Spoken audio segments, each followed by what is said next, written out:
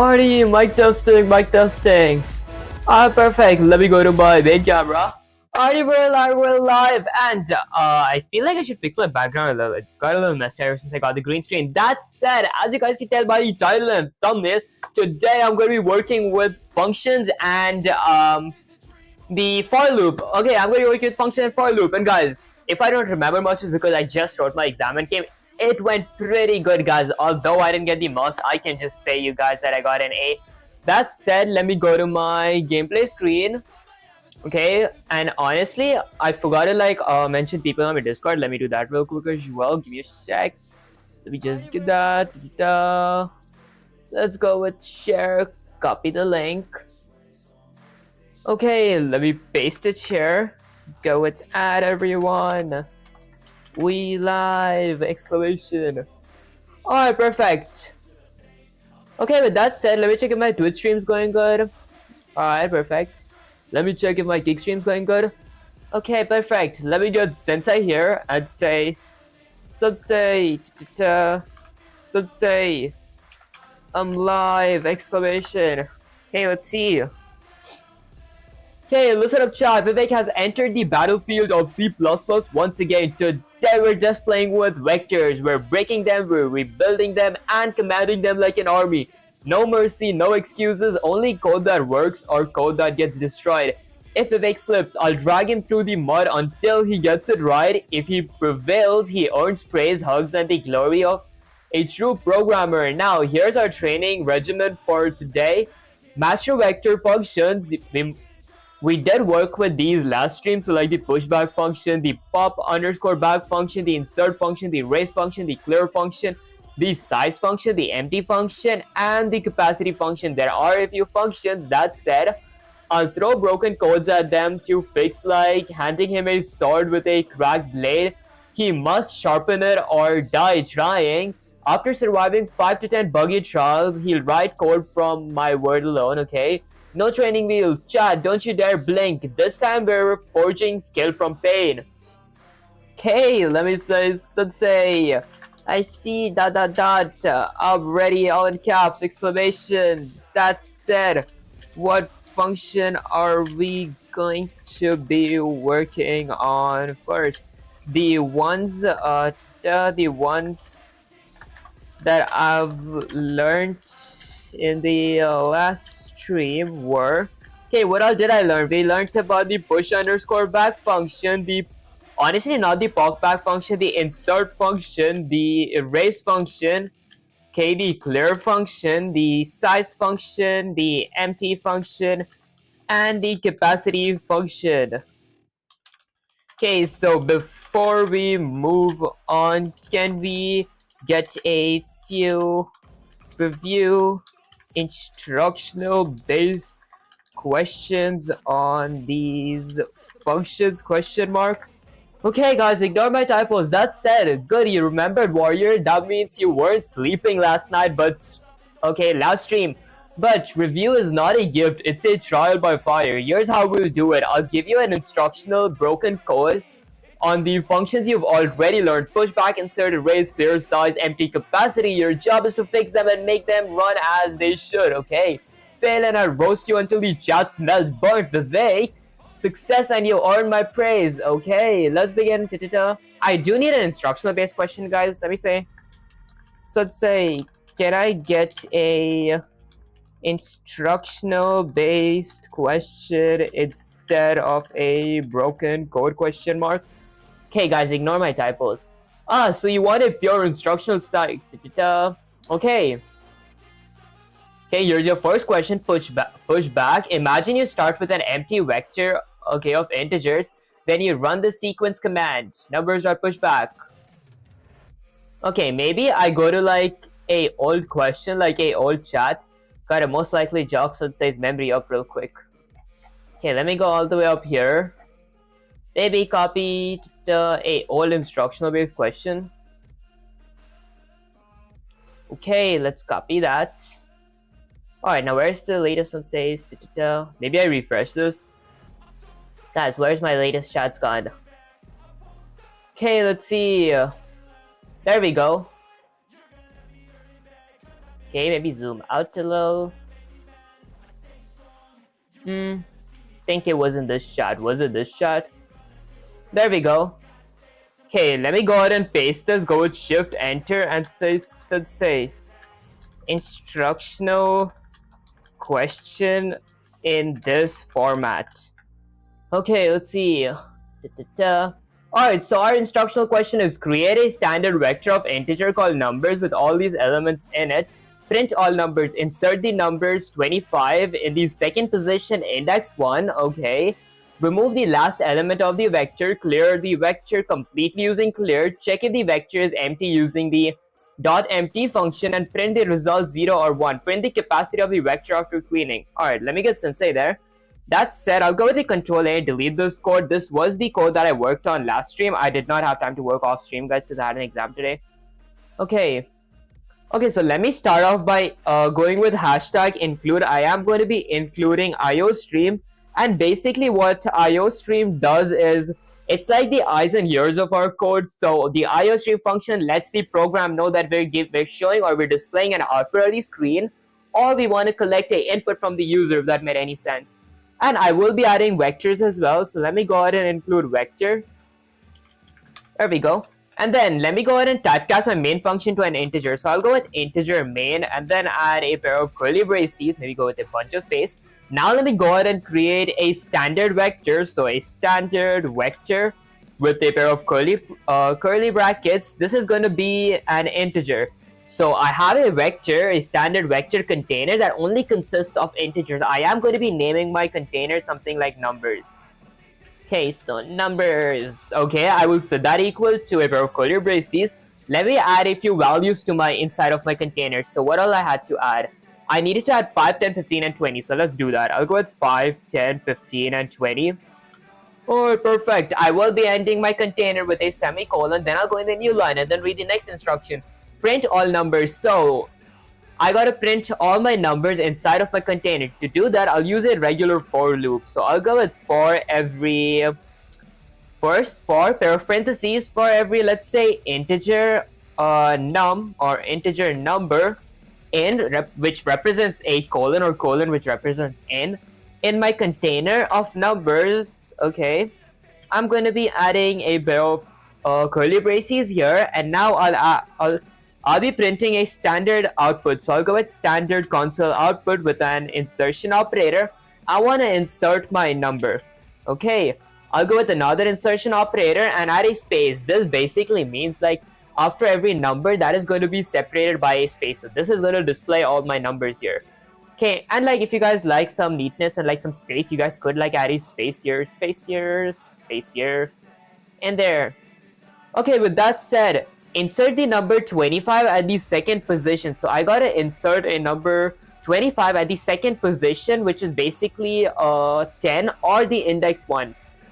Number 5 is index 0 and number 10 is index 1. That said, okay, to insert, I'm going to be going with my container. So my container of numbers dot the insert function. Okay, so what do I want to insert? I want to insert something inside of my numbers. I mean, where do I want to insert when I said what do you want to insert? Okay, I want to insert inside of my container of numbers. Okay, I'll go with the dot begin function. Okay, and then I'll go with second position. Dot begin plus 2. This is going to be number 25.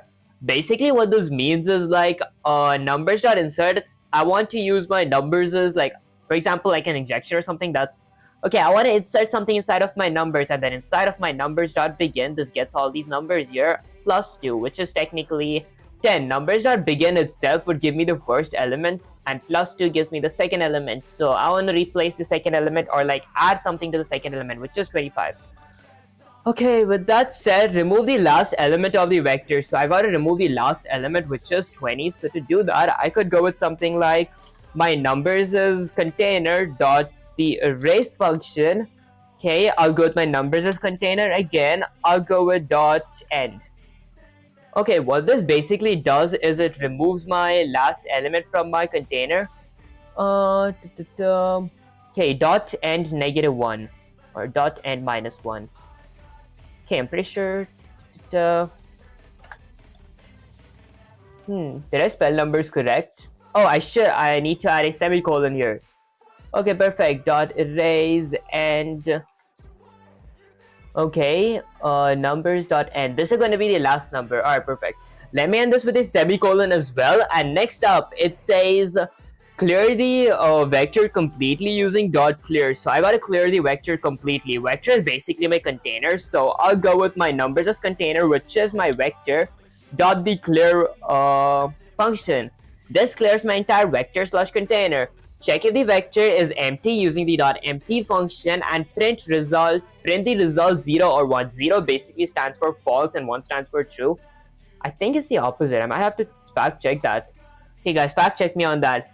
Okay, check if the vector is empty. So let's add a if statement now. Maybe I zoom in a bit. Okay, let me go with a if statement now. So if a pair of parentheses, and then let's say if my integer of number, okay, so if my number, okay, if my number dot empty function, okay, empty, there we go. Okay, if my numbers as container is dot empty. Okay, if my numbers as container is empty, I'm going to be doing something. I'll add a pair of curly braces here. Okay, I don't need to go with integer because this is not like a for loop. Did I spell empty wrong? Okay, there we go. I spelled it wrong. Okay, that's that. If my numbers as container is empty, I'm going to be displaying a console output. So let's go with std, which stands for standard, and then cout, which stands for console output, with an insertion operator that is to less than signs. This is going to be, let's insert something like 0. Okay, that I'm assuming 0 stands for true. That said, I will go with an else. An else clause, else add a pair of curly braces. This is going to be another standard console output with an insertion operator. This is going to be 1. Okay, perfect. Next up, print the capacity of the vector after clearing it. So after I clear the vector, I gotta print the capacity of it. Okay, so to print the capacity, firstly, I'm going to be iterating / looping over my vector again, and vector is my container, my numbers is container.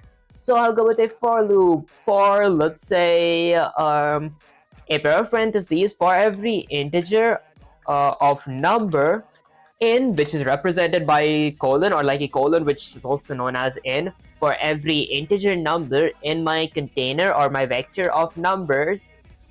I'll add a pair of curly braces here, and then I'm going to be printing it. So I'll go with a standard, which stands for std console output. So cout with an insertion operator with just 2 less than signs. I want to insert the capacity of my number. So to go with my capacity of my number, I'll go with maybe a string first. This is going to be capacity. Okay. And then I'll go with another insertion operator. This time I'm gonna go with my numbers dot the capacity function. Okay, perfect.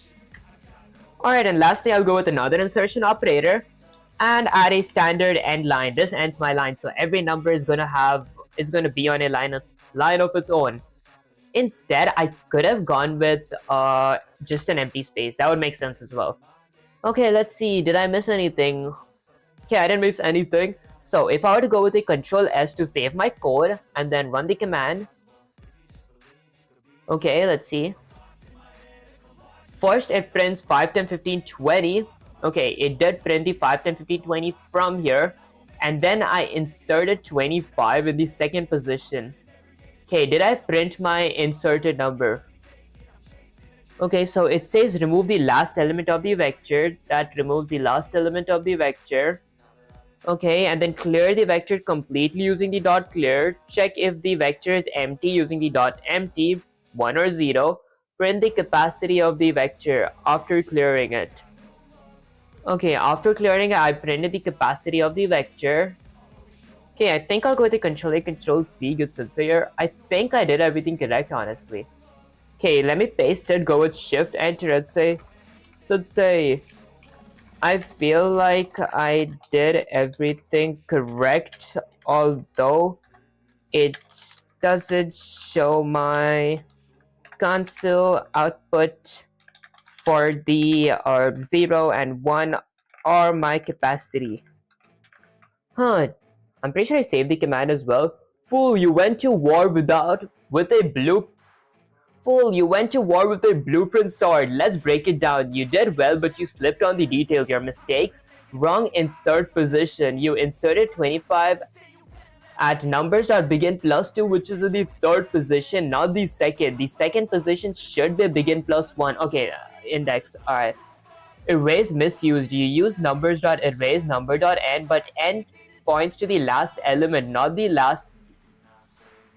Okay, points past the last element, not the last element itself. Oh, I see. Okay.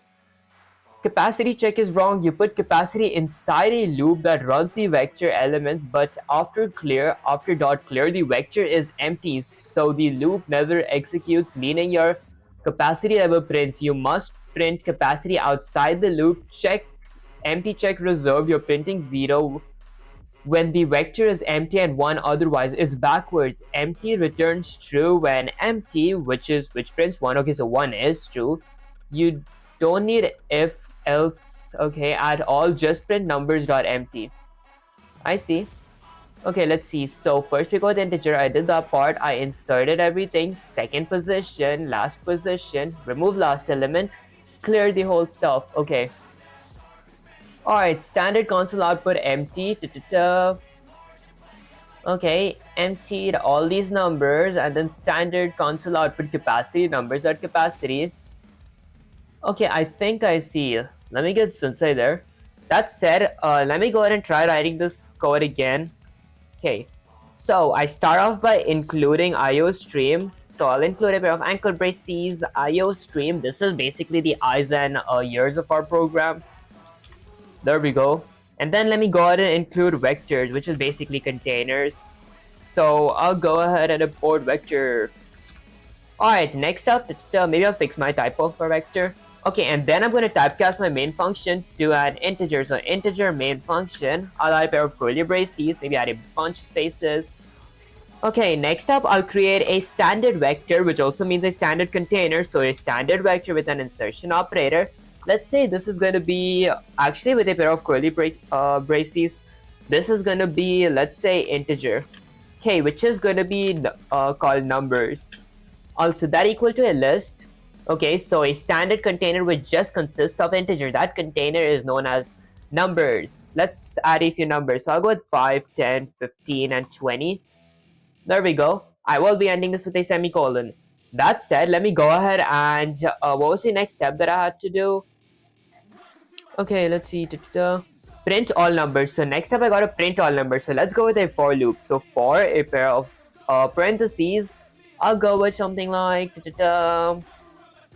let's see, for every integer of number in my container of numbers, I'm going to be adding a pair of curly braces, and inside this I'm going to be going with a standard console output. So stdc out with an insertion operator. Maybe I stick it together. I think I like that better. Okay, I'm going to be inserting my number, which is going to be separated by a empty space. Alright, perfect. Next up, insert the numbers 25 at the second position. So let me go ahead and insert the number 25 at the second position. To do that, I'm going to be going with my numbers as container / my vector dot the insert function. Okay, I'm going to be inserting something. What do I want to insert? Okay, let's see. I'll go with my numbers as container again dot the begin function. Okay, since I want to insert in the second position, which is basically the first index, I'm going to be going with +1. Actually, +1. Okay, +1. I want to insert 25. Alright, perfect. I will be ending that with a semicolon and then remove the last element of the vector. To remove the last element, I'll go with numbers.erase. Then I'll go with my numbers as vector / container again. Actually, I'll go with end. And this is where I messed up last time. I was trying to first add a comma and then -1, but instead I just go with numbers.end -1. What this basically means is numbers.end doesn't get the last number, it gets the number after the last number, so the last number is exclusive, if that made any sense. -1 gets one number before the last number, if that made any sense. I will be ending that with a semicolon, and then it says clear the vector completely using .clear. So I will go with the numbers, my numbers is vector / container dot the clear function. This clears my entire vector. I will be ending it with a semicolon. Okay, that said, print the Check if the vector is empty using dot empty and print the result 0 or 1. So the thing that Sensei said is we don't need to actually iterate or like use an if statement. So I'll just go with my numbers dot empty, okay, empty function. And I think I need to add a console output for this. So I'll go with std : cout, so a standard console output with an insertion operator. Okay, this is going to be something like empty. Okay, and then I'll add another insertion operator. Okay, here I'm going to be adding my numbers dot empty, and lastly I'll go with another insertion operator, maybe with a standard end line.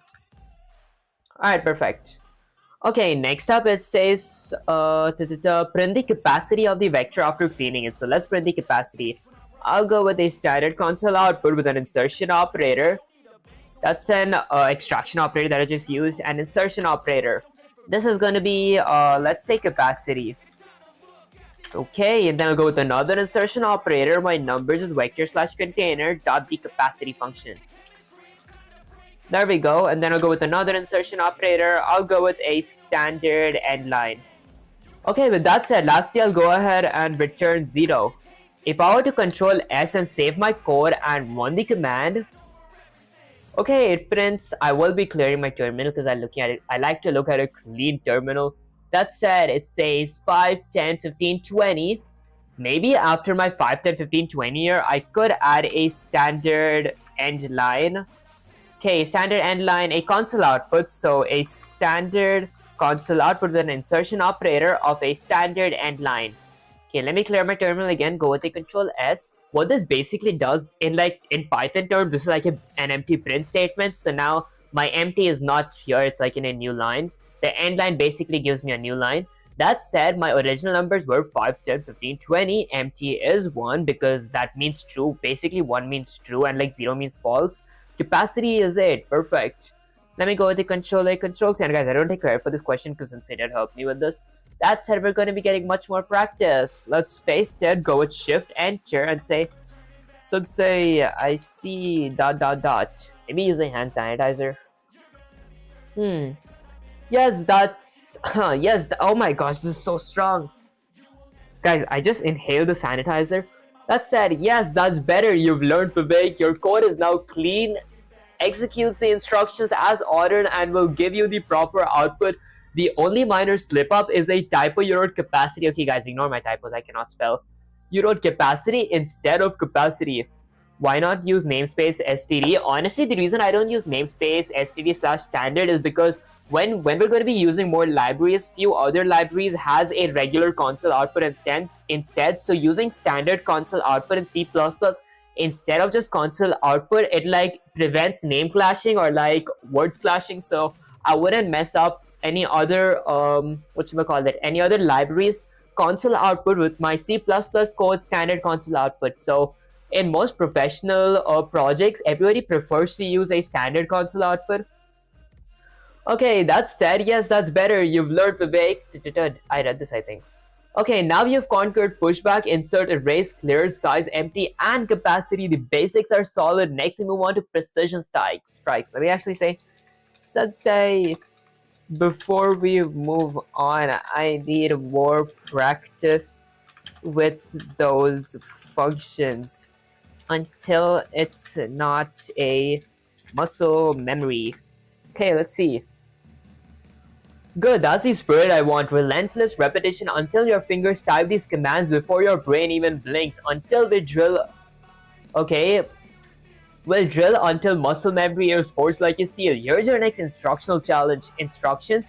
Create a standard vector, standard string. This basically means we create a container, which is basically a standard vector that only consists of strings. And we go with standard before strings.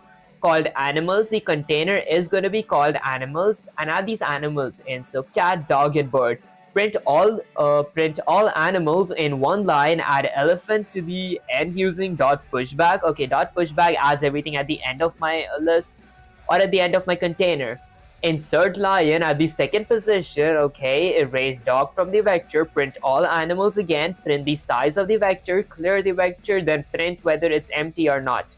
Okay, let me get Sensei here. That said, I'll go with a Control A, delete this whole thing. And let me start off by going with hashtag include a pair of ankle braces IO stream.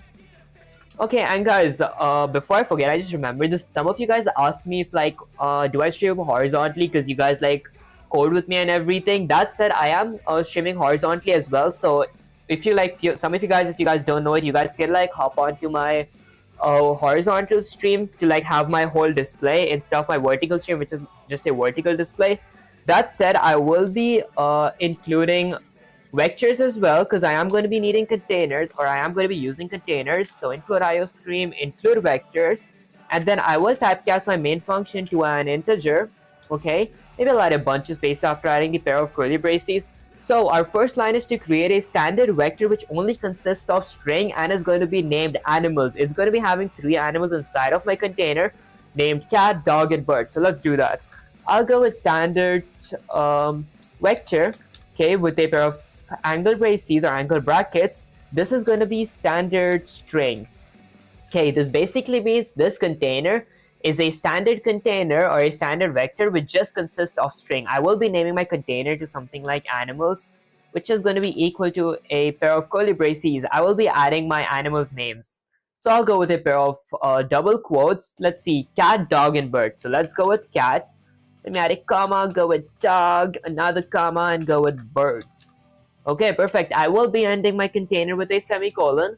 That said, what's the next step? Print all animals in one line. So let me go ahead and print the animals using a for loop. So I'm going to be iterating / looping over my container for a pair of parentheses. Now, for every standard string, the reason I am using standard string is because my vector / my container only consists of strings in it, like cat, dog, and bird.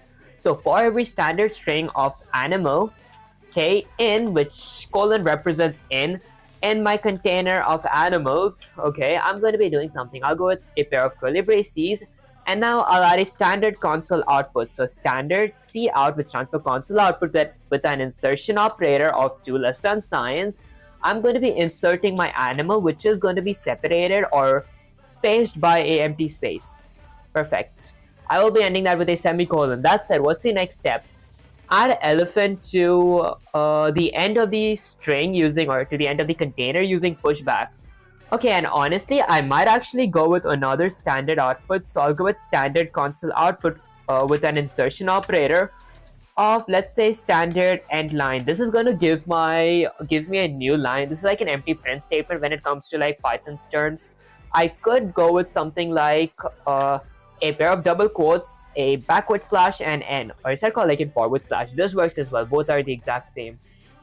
Hey man, I have Java test tomorrow. Help me. Honestly, I haven't learned JavaScript yet. Like C++ is like my second language, and this is like my 5th day. That said, I am eventually going to be learning JavaScript. Although you could like join my Discord server and ask people there if they know anything about JavaScript, and like for object-oriented programming.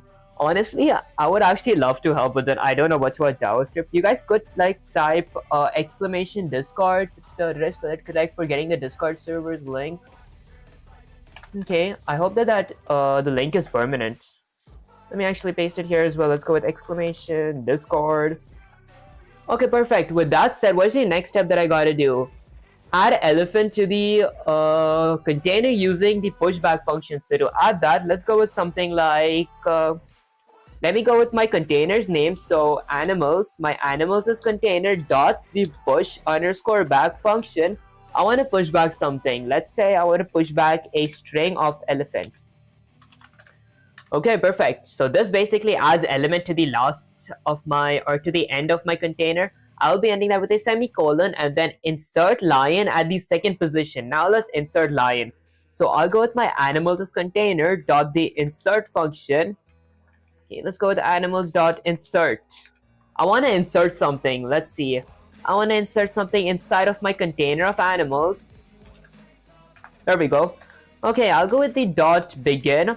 Okay, at what position? Since I want to insert at the second position, that is basically the first index. So like that's index 1, that's index 2. Okay, the second position, my bad guys, that's index 0 and that's index 1. So I'll go with +1 if I want to insert at the position or in the second position. Did I spell animals correct? Okay, I don't need to go with plus, I'll go with a comma. Okay, insert animals dot insert animals dot begin.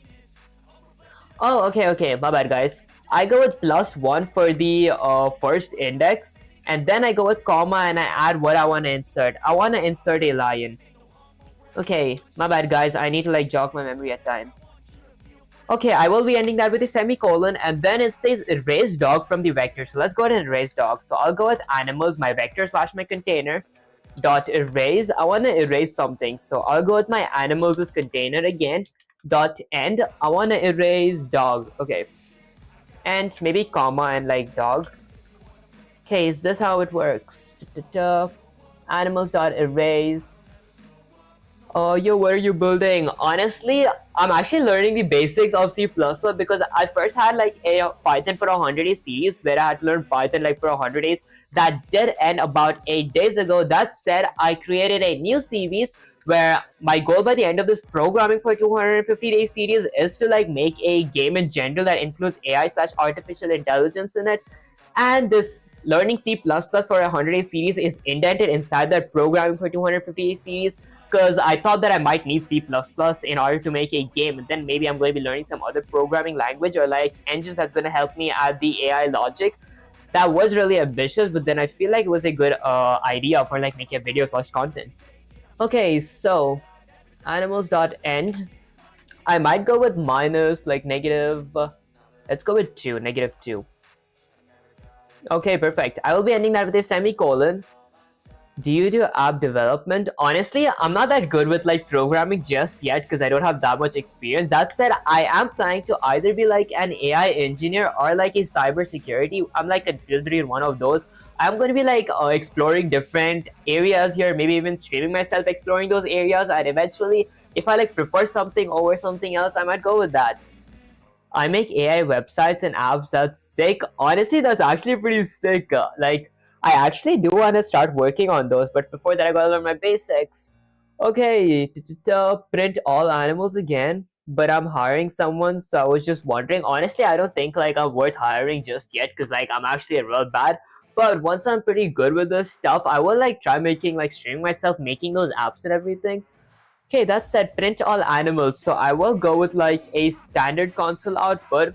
Okay, honestly, since I am printing all the animals, I will be iterating over my vector slash container again. So I could go with something like, let's see, I'll go with a for loop. So for a pair of parentheses, let's go with for every standard string of, let's say, animal in, which is represented by a colon in my container slash vector of animals. I'll add a pair of curly braces here. Okay, I'm going to be doing something. Let's go with a standard console output. So I'll go with std, which stands for standard cout console output with an insertion operator. I want to insert my animal here. Okay, this is going to print all my animals. I'll add another insertion operator, which is going to have a standard end line. Actually, instead of going with a new line, I'll just add a space. That's much better. That would be cool, good. That would be cool, good, bro. Keep it up. I appreciate you, Bill Gergs. That means so much. Okay, that said, I printed all animals, print the size of the vector. So now I gotta print the size of the vector. So I could go with a standard console output, but before standard console output, I might actually, let's see, outside of my for loop, I'm going to be going with another standard console output with an insertion operator. This is going to be a / new line. Okay, so now this is like an empty print statement in Python, so like a new line. Now everything under this is going to be like another line, so they won't be like clumped up together. That said, print the size of the vector. So I'll go with standard console output with an insertion operator. I'll add a string that says size. Okay, another insertion operator. Okay, this is going to be my vector slash my container of animals dot the size function. Okay, there we go, that's the size. I'll add another insertion operator and go with a standard end line. This is going to give me a new line. You're copying the string, by the way. I'm copying. Oh, okay, I could be using a reference-based for loop, like with a and sign here. Okay, that's actually pretty good, because usually like when we use like just a regular for every standard string of animal in my animals, that gets us a copy. But then if we like use an and, that like actually manipulates / changes our actual list of our actual container of our vector or like of our animals. Okay, that was actually, I think I should like ask Sensei, it's like a good habit to always not be copying stuff for like being safe or something. Okay, that said, clear the vector, then print whether it's empty or not. Okay, so let me go ahead and clear my vector now. So I'll go with my vector of animals. So animals dot the clear function. This clears my vector slash container. And then I'll add an if statement to check if my vector is clear or not. Check print whether the vector is clear or not. Okay, I'll go with the if statement now. So if, add a pair of parentheses. So if my, let's say, numbers, actually animals is container. If my animals is container dot empty, if my animals is vector slash container is empty, I'm going to be adding a pair of curly braces, and let's print something. I'll go with a standard console output. Const standard string animal. Honestly, I didn't learn about const yet. I actually might look into that actually after this question, because I did like see multiple people like use const, or like I saw like if you reference codes and everything, they were like talking about const. I don't even know how to pronounce that. Okay, I'll go with a standard console output with an insertion operator. I want to insert something. Let's say the vector is empty. Okay, perfect. I will be ending that with a semicolon. And I'll add another insertion operator and go with like a standard end line. Okay, to end my line. Animals. Did I spell animals correct? A-N-I-M. There we go, I spelled it wrong. Okay, perfect. With another insertion operator. Okay, I think I wouldn't need this insertion operator. There. Okay, after my for loop, I'll go with a standard console output with an insertion operator of a new line. So I'll go with a pair of double quotes / new. Okay, I actually might go with an end and else clause as well. So let's go with an else clause. Okay, for my else clause, I'll add like a pair of curly braces and then go with another standard output. So standard console output with an insertion operator. Let me say the vector isn't empty. Okay, with a semicolon. Perfect.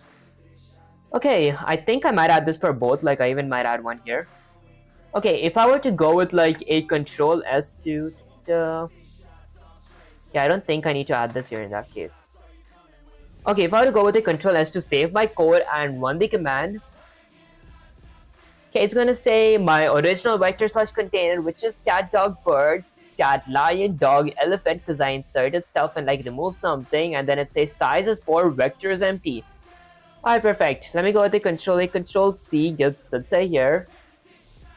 Okay, let me paste it, go with shift enter and ask the question. Let me say, let's say, someone from my stream asked about the const function question mark. They said me to use it, although I didn't know what it was, ... That said, can you give me a brief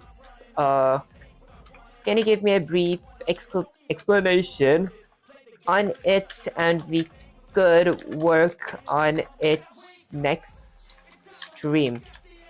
Remember me? Honestly, I don't remember so many of you guys. I just forget the names because guys, I'm like, I should start having a good memory. I like remember you guys, but then I like sometimes forget the names. Hi, howdy monster, I appreciate you joining this stream.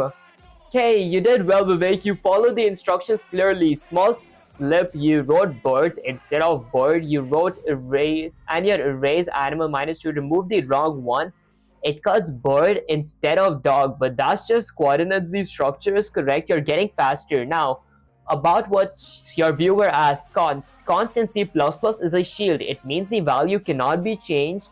It can be used in multiple ways, and each one has a different flavor of protection. Const variables, const integer max health equals to 100. This means max health can never be reassigned. Oh, I think it's the same as the min function in Python, because like min, max HP is 100, so like my max HP can go above 100, and max 100, my max HP can go below 100, if that made any sense. Okay, this means max health can never be reassigned. If you try to change it, the compiler will scream at you. Constant parameters in functions. I was there one day when you couldn't even print false with... Okay, I see, guys. I think you're like from the day one, because day one I was like so new with C++. I was like, I didn't know what zeros and ones meant, because like in Python I was used to writing trues and false. Okay, with that said, void print vector. Honestly, I've never heard of the void. I did like hear of it, but I never used it. Void print vector const standard vector integer and v. Okay, and then for every integer n in my container of v, standard console output with an insertion operator and another insertion operator space. Here const means the function promises not to change the vectors, only looking at it, not touching it. Const method and classes. Okay, I've never heard of classes as well. I think this is a bit advanced topic for me to go into right now. Let me just say, should say, I see dot dot dot. I didn't understand much at all, because I didn't start object-oriented programming in C++. That said, can we work more on functions? Okay, question mark. Glad to see you making progress. I appreciate you, Nit9. Or is it spelled as Nitcher9 or like Nitch R9? Guys, I'm real bad with pronunciations. The Okay, exactly, soldier. That's why you felt lost. Const really shines in object-oriented programming, but you're still in the trenches of functions and vectors. We stay here until you own them. Let's keep it simple and deadly. We'll master functions using usage with vectors before we dive into classes and methods. Here's your next instructional question function. It's random. Oh, I see. Okay. Create a standard vector integer. So we create a vector which only consists of integers, and we call that vector scores. These are our scores. Write a function called print vector.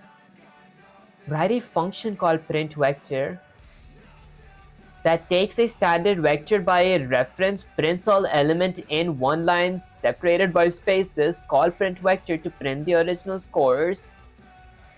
Okay, let me just say, should say I didn't learn about the print vector function.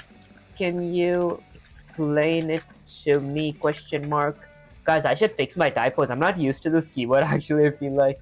Listen carefully, soldier. This is not magic. It's pure mechanics. The print vector function is just a reusable machine to print vectors without copying them or writing loops every time. Here's the breakdown. Function name and parameters: void print vector const. This function doesn't return anything. Okay, let me try not having typos this time. Since say I didn't want to work with const this stream, although can we work on the functions that we were doing? I need a bit more practice before we move on. Okay. Oh, I still had some typos. Alright, that said, exactly, Vivek. I love that hunger. No distraction, no fancy stuff, just pure.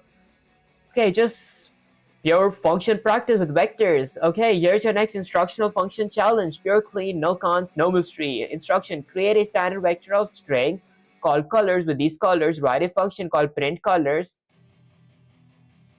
Okay, write a function called print colors. I see. Take a standard vector as a parameter passed by reference. Print all colors separated. Call print colors. Okay, when they say write a function, do they mean like my main function? I just name a different function. Is it like my main function? Okay, call add color.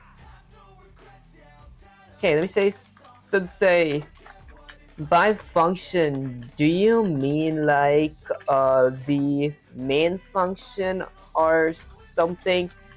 I haven't learned about functions in C++ as well. I was talking about the built-in functions like arrays, capacity, etc. Huh. Oh, now I understand what you're screaming. Why you're screaming at me, and guys, I'm not screaming. Vivek, you're talking about the built-in vector functions like erase, capacity, pushback. Okay, instructions to the fruits: apple, banana, print all fruits, mango, orange, insert, erase. Print all functions after the change. Print the size of the vector using size. All right, these are the kind of questions. I mean, I feel like I'm actually pretty good with these questions. I just need some more practice before I move on, so like I'm completely sure I can like use them whenever I like have to. That said, let me start off by including a pair of ankle braces, IO stream. This is the eyes and ears of our program. This basically tells the C++ program if a input is shown in the, if we're trying to collect the input, if we're trying to extract the input, or we're trying to insert an output. Okay, that said, let me go ahead and include vector as well, since I do want to add containers. Void print vector, standard vector integer a for auto, a in I, count vector I. Oh, console output, insertion operator I, console input. C++ is a great language to learn. Keep it up. I just finished physics engine in C++. They're honestly pretty cool, Ranger. Or is it Ranger? Oh yeah, I think it's Ranger. That's actually pretty cool though. I wanna like actually try those stuff sometimes. Okay, let me start off by typecasting my main function to an integer and then add a pair of ankle braces or ankle brackets. And then let me go ahead and create a standard vector. So I'll go with a standard vector, which is gonna be, let's say, which is just gonna be consisting of standard strings in it. So my container is just going to be consisting of strings. I will be naming my container colors. Okay, and I will be adding a few colors. Okay, I wouldn't need an insertion operator here. There we go. Okay, so what all colors did I need to add? Actually, I needed one for fruits. So apple, banana, and cherry. I could change this to fruits. Okay, and then let me go ahead and add apple, banana, and cherry. So apple, let's go with banana. And lastly, cherry. Okay, I will be ending this container with a semicolon, and then it says print all fruits in one. Excuse me, guys, I gotta print all my fruits in one line. To do that, I'll iterate slash loop over my container slash vector. So I'll go with for a pair of parentheses. I'll go with for every standard string, since my container is filled with strings. For every standard string of, let's say, fruit in my container of fruits or my vector of fruits, I'll go with a pair of curly braces, and then let me add a standard console output with an insertion operator of my fruit with another insertion operator of a empty space. What this basically means is I'm going to be showing an output on the screen. My output is going to be fruit, my specific individual fruits from my container, which is going to be separated by empty space. So after apple, there's going to be a space, and then banana, space, cherry. Okay, and then I'm going to be adding another standard console output with an insertion operator of, let's say, a new line, because now I want to be using a new line for displaying some other input in the screen. Okay, it says add mango to the end using dot pushback, insert orange at the first position using insert, remove banana from the vector using dot erase.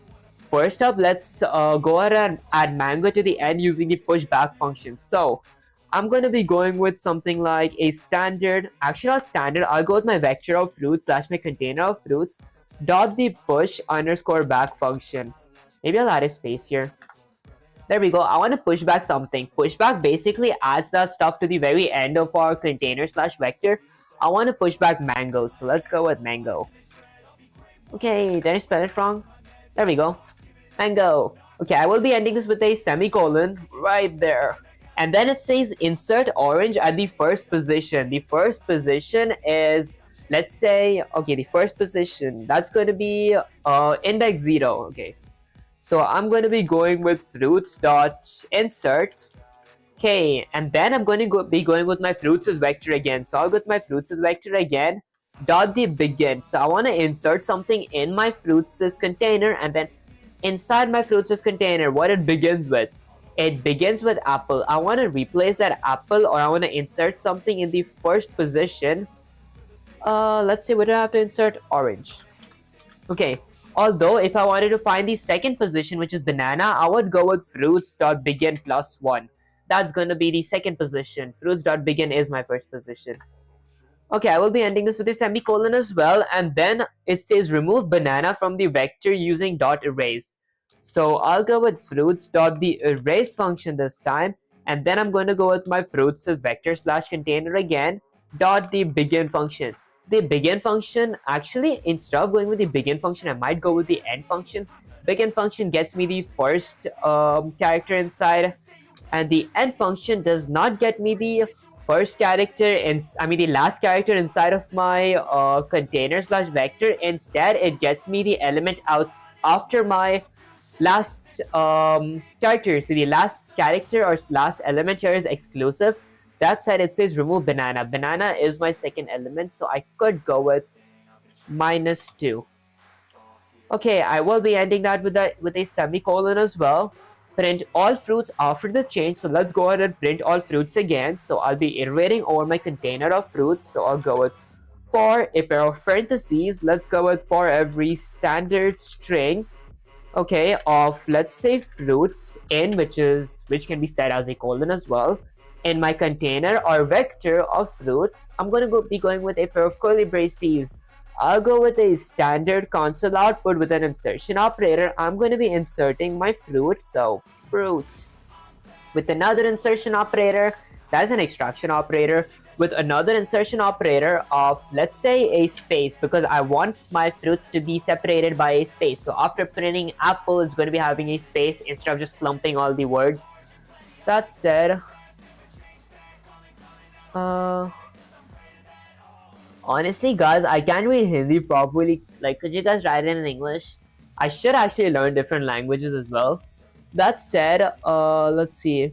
I print everything. I will go with another standard console output. So I'll go with standard console output with an insertion operator. I want to insert a standard new line.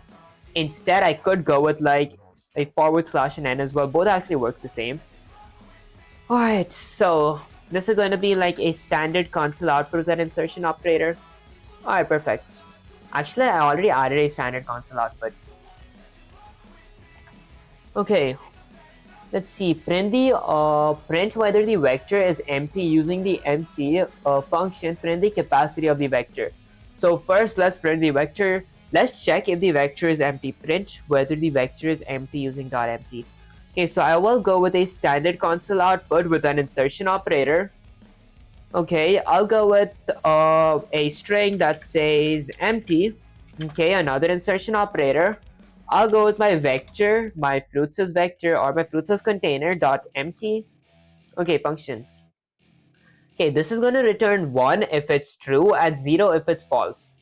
Then another insertion operator of a standard new line. Okay, actually standard end line. Alright, perfect. And then print the capacity of the vector. So I'll go with another standard console output with an insertion operator. With an insertion operator, this is going to be capacity. Okay, with another insertion operator, right here, this is going to be my fruits as vector slash container dot the capacity function. Okay, with another insertion operator of a standard end line. Okay, perfect. Lastly, I'm going to be returning 0. Alright, if I were to, excuse me guys, if I were to go with a Control S to save my code and run the command, hello brother, I'm back, remember me from yesterday? Honestly, I think I remember you, Kushal, guys. I should actually work more on my memory. Like, I do remember you guys, but I forget the names. Okay, so it says apple, banana, cherry. That's our original vector here. And then orange, apple, banana, mango. That's after insertion. Although since it did say remove banana. So instead of going with -2, what did I remove? Orange, apple, banana. I removed cherry. I'll go with -1. Okay, if I were to clear my terminal, go with Control S again and run the command. Okay, it still has my banana here. What if I just go with N? Okay, if I clear my terminal again, go with Control S, run the command. Orange, apple, banana, cherry. Okay, I think I could ask that bar sensei. Okay, let me go with what's this coding language? It's C++ actually. I heard like C++ is like one of the best languages to make a game, and since my 258 series, my goal was to be making a game with AI logic in it or with AI intelligence inside of my game. I thought it'd be pretty useful to like use C++ or like learn C++. That said, let me get Sensei here. Let me paste it, go with Shift Enter to go to a new line and say, Sensei, I feel like I messed up since I couldn't um remove the banana from my vector slash container. Okay, maybe I drink some water, guys.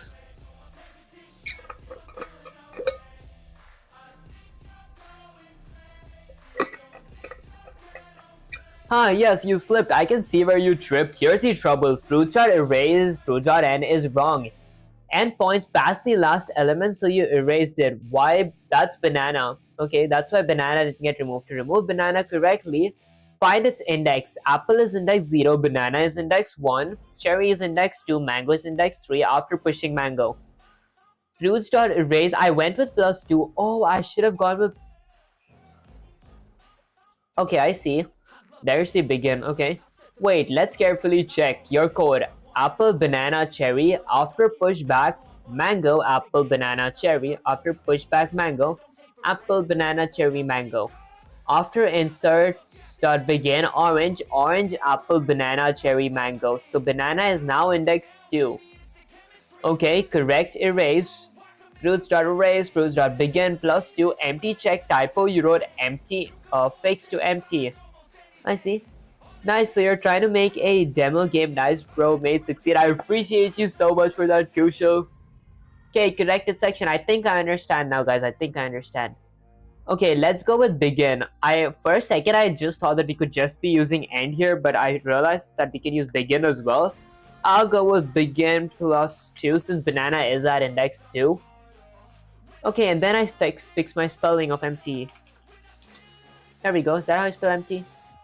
Oh, perfect. If I were to go with a Control S, but I'm sleeping right now because it's night here in India, 2 at night. Honestly, I appreciate you sticking through the stream, Kushal. Good night. I'll catch you later. Next stream, maybe. Okay, if I were to go with the Control S, save my code and run the command. It says apple, banana, cherry, orange, apple, cherry, mango, MT60 space. Alright, perfect. Let's go with the Control A, Control C, and then get Sensei slash ChatGPT here. Okay, let me go ahead and paste this. Okay, let me check if my Twitch and Kick stream is going good. And guys, if I seem a little tired today, that is because I just wrote an exam and came. Okay, with that out the way. Okay, now we're talking Vivek. Look at this. Banana is gone. Dot push underscore back works. Dot insert fruit. Dot begin orange works. Dot empty and capacity are printing correctly. The vector functions are starting to feel like muscle memory. Your hands are learning the moves. Next step. I give you one final drill that combines everything you've learned so far. Pushback, insert, erase, clear, size, capacity, but with a slightly trickier order, so you have to think before you type. Let me use maybe I need some sanitizer. Guys, I don't know why I'm using a lot of hand sanitizer. Oh my gosh, guys, this is so strong for some reason. Although, let's see. It's probably because I'd be like writing a lot or like typing a lot, so my hands get a little sweaty.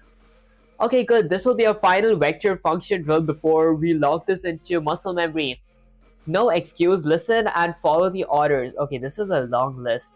So we create a vector that just consists of strings, okay, called weapons. We go with sword, axe, bow, print all weapons, add dagger at the end, add sphere at the second position, remove axe from the vector, add mace at the end, print all vectors after modification, print the size of the vector, clear the vector, print whether it's empty, print the capacity. Okay, let's get to there. Let me go with the controller, delete everything. Let me start off by including IO stream. This is going to be lowercase. Pair of ankle braces, IO stream. Excuse me, guys. And then let me go ahead and include a pair of ankle braces. This is going to be vector, which is also my containers. Next up, let me typecast my main function to an integer. Add a pair of ankle braces, actually curly parentheses, go a bit down. Alright, so the first thing I had to do was create a standard vector string called weapons. I am also... Okay, let me go with a standard vector. Okay, I'll go with a standard vector with a pair of ankle brackets. This is going to be a standard string. So my standard vector or my container is just going to be consisting of strings. I will be calling it weapons. Okay, which is going to be equal to a few weapons. Let me go ahead and add those weapons. Okay, let's see. What weapons do I need? I need sword, axe, and bow. So I'll go with a pair of quotes for sword, axe, and lastly bow. Okay, and then I'll add a pair of what was this called? I forgot. A semicolon to end it off with. Did I miss something that it's giving me a red underline? Sword, axe, and bow. Oh, I will be ending it right here. Guys, if I can think properly, it is because I'm a little exhausted. That said, let's see, what's the next step? It says print all in one line. So let's go ahead and print it. I'll be using a for loop. So for a pair of parentheses, for every standard string of, let's say, weapon. Okay, good night, bye. I appreciate you sticking through the stream, monster. I'll catch you in the next stream. Make sure you get 8 hours of sleep. That's real important. Guys, you guys can like call me a hypocrite because I don't get that myself. Okay, so for every standard string of weapon in my container of weapons, okay, I'll go with a pair of curly braces, and I'm going to be going with a standard console output. So a standard console output with an insertion operator. I want to be inserting my weapons, which is going to be separated by, let's say, a space. I will be ending that with a semicolon as well. Okay. Okay, standard console output with an insertion operator of weapon. Okay, I want to be printing my single weapon. Alright, next up, I'll be going with a standard, let's say, standard console output with an insertion operator of, let's say, a new line, because I want this a new line in C++. This line basically is like a empty print statement in Python. After I print this, I want to print something, or I want to show another output like in a separate line. That said, what's the next thing? Add dagger at the end. So I could use pushback to add something at the end of my vector slash container. Insert sphere at the position. So insert sphere at the second position. First, let me go ahead and add dagger to the end. So I'll go with something like my vectors named so weapons. Vector is basically container. Okay, so weapons dot the push underscore back function. I want to push back something inside of my vector slash container. I want to push back a dagger. Okay, this is going to add dagger at the end of my vector, and then I'm going to be going with my weapons with vector slash container dot the insert function. What do I want to insert? I want to insert a sphere at the second position. So let's go with something like my weapons dot begin. Okay, and now the second position is axe. So this is index 0, that is index 1. So I want to add something on my index 1. I'll go with +1, comma. What do I want to add? I want to add a sphere. So let's go with a sphere. Okay. There we go. Weapons.insert weapon.begin +1. Did I I'm pretty sure this is correct. Did I spell something wrong? WEAPONS. Let me copy my weapons spelling and paste it here. Okay, insert weapon.begin. What happens if I like remove my this thing? Oh, okay, my bad guys. I forgot to add a semicolon here. There we go. Okay, perfect. Next up, let's see what else do I need to add. Okay, it says remove axe from the vector. At what position is axe? Axe is at position 1, position 2. Okay, so axe is at my index 2, but I did replace my index 2 with a sphere. So now my axe is technically at index 3. Okay, so let me go ahead and add a weapons dot the erase function. I want to erase something from my weapons. So weapons dot erase. I'll go with my weapons as vector slash container dot the begin function. This is going to be +3, which is basically index 3. So it's going to remove the third element, which is axe now. Okay, perfect. I will be ending that with a semicolon. And then it says add mace at the end. Okay, so I got to use another pushback. So let's go with a weapons dot add. So my weapons is vector dot let's go with push underscore back. Since I want to add something at the end, I want to add a mace. Okay, perfect. Alright, I will be ending that with a semicolon. Next up, it says print all weapons after modification. Let's go ahead and print all weapons. Okay, let me go ahead and print everything by iterating over my vector slash container. So I'll go with for a pair of parentheses for every standard string of weapon in, which is also known as a colon, or colon, which is also known as a in, for every standard string of weapon in my container slash vector of weapons. I'll add a pair of curly braces, and then I'm going to be going with a standard console output. So standard console output with an insertion operator I'm going to be inserting my weapon with another insertion operator of an empty space. Perfect. Okay, that's basically going to print my modified weapons. I will be adding a new line, so I'll go with a standard console output with an insertion operator of a new line, so /n. Okay, perfect.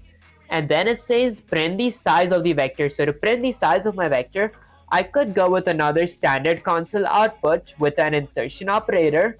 This is going to be a text that's going to say something like size, and then I'll go with another insertion operator. This is going to be my weapons as vector slash container dot the size function. Okay, perfect.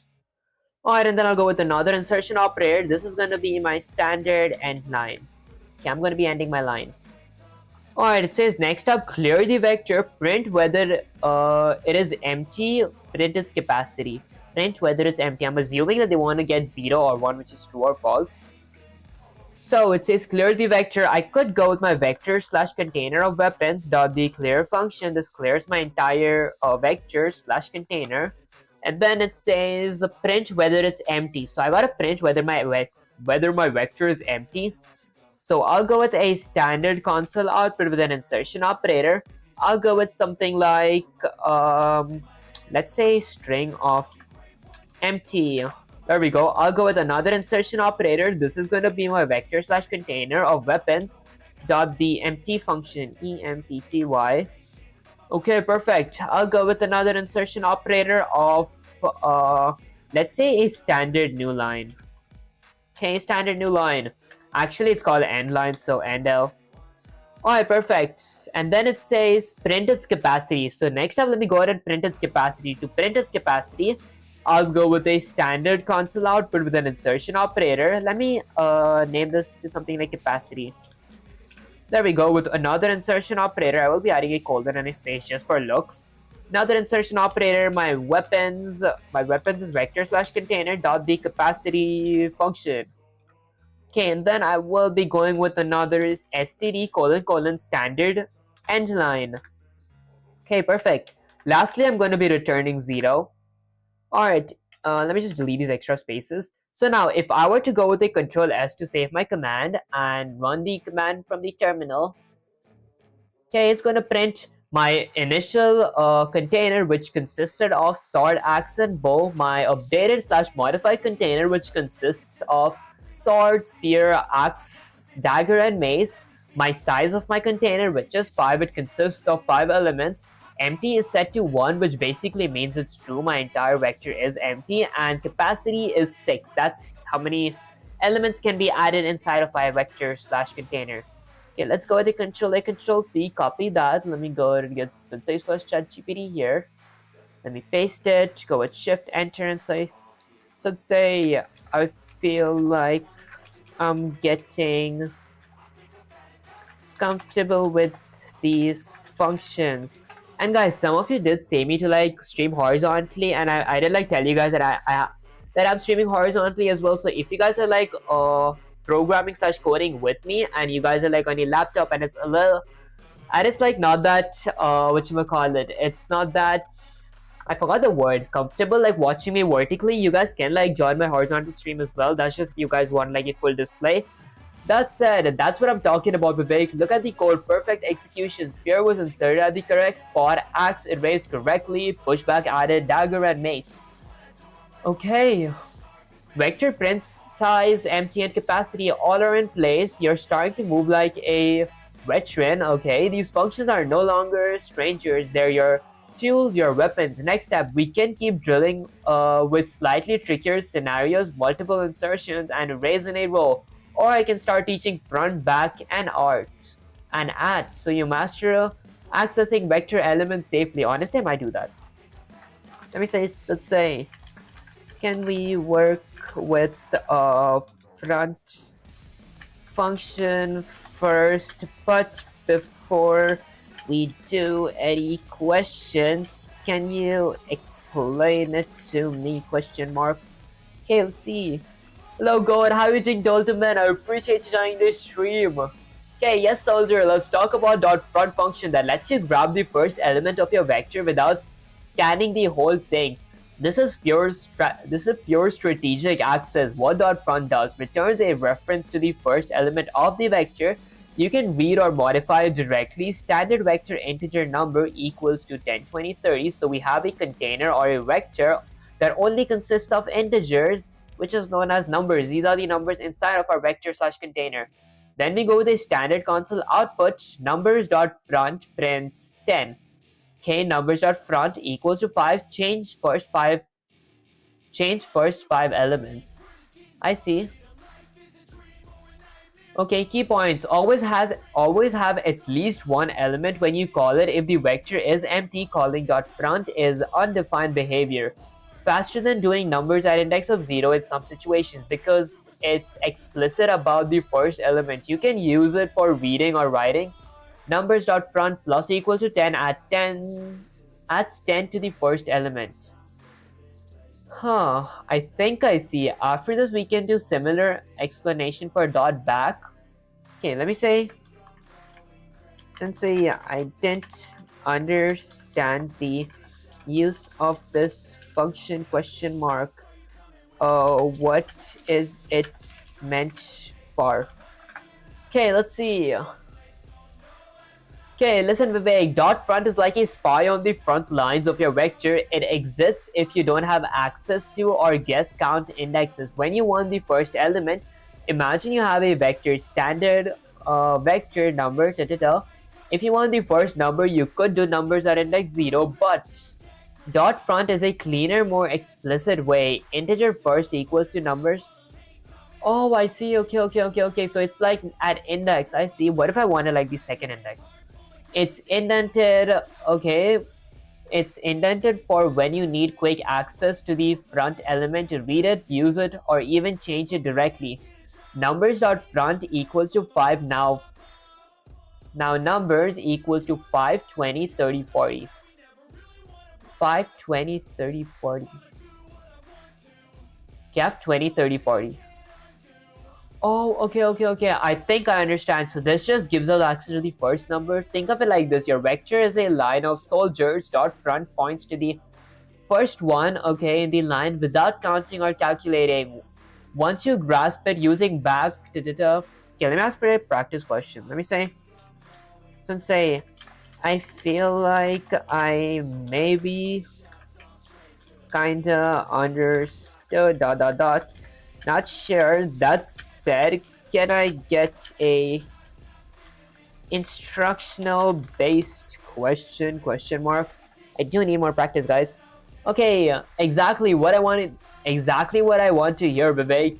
You're hesitant but you're ready to move. Let's rock this into muscle memory. Here's your instructional style question for dot front. Instructions: create a standard vector that just consists of strings called QA. Is this how you pronounce it, like QA? With Alice, Bob, Charlie, but the first element of the vector. Okay, print the first element of the vector using dot front. Change the first element to Zara using dot front.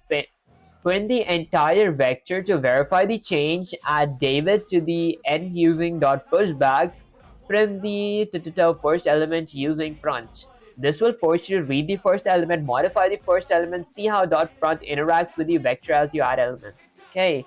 Let me get Sensei there. That said, I'll go with the controller, delete the whole thing. Let me start off by including IOStream. IOStream basically is the eyes and ears of our program. It lets our program know if we want to extract an input or insert an output. That said, I will be including vectors as well, since I do want to work with containers. Okay, pair of anchor brackets. There we go. And then let me go ahead and typecast my main function to be an integer. And then add a pair of curly braces, maybe go with the control Z and add a bunch of spaces. Okay, perfect. So firstly, I gotta create a standard vector which consists of, let's say, only strings. So to do that, I'm gonna go with std : standard vector of, let's say, vector with a pair of anchor brackets. This is gonna be standard string. So my container is only gonna be consisting of strings. And my container is going to be called, I don't know how you pronounce it. Is it pronounced as QA? So QUEUE. I've never heard of this word, guys. Okay, that is going to be equal to a pair of curly braces. Let's add a few QAs. This is going to be Alice, Bob, and Charlie. So let's go ahead and add Alice. So Alice. Let's go ahead and add Bob, and lastly Charlie. Okay, perfect. And then I will be ending my container with a semicolon. Next up, it says print the first element of the vector using the dot front function. So let's try that. Print the first element. So my vector slash my container is called QA. Is that how you pronounce it? QA? I'll go with QA dot the front function. I want to print something. Let's see. Okay, print the first element of the vector using dot front. I spelled front wrong, no wonder. There we go. Okay, do I gotta go with something like a standard console output with an insertion operator? I wanna insert slash print my first one. Okay, and then I'll go with another insertion operator, let's say of standard endline.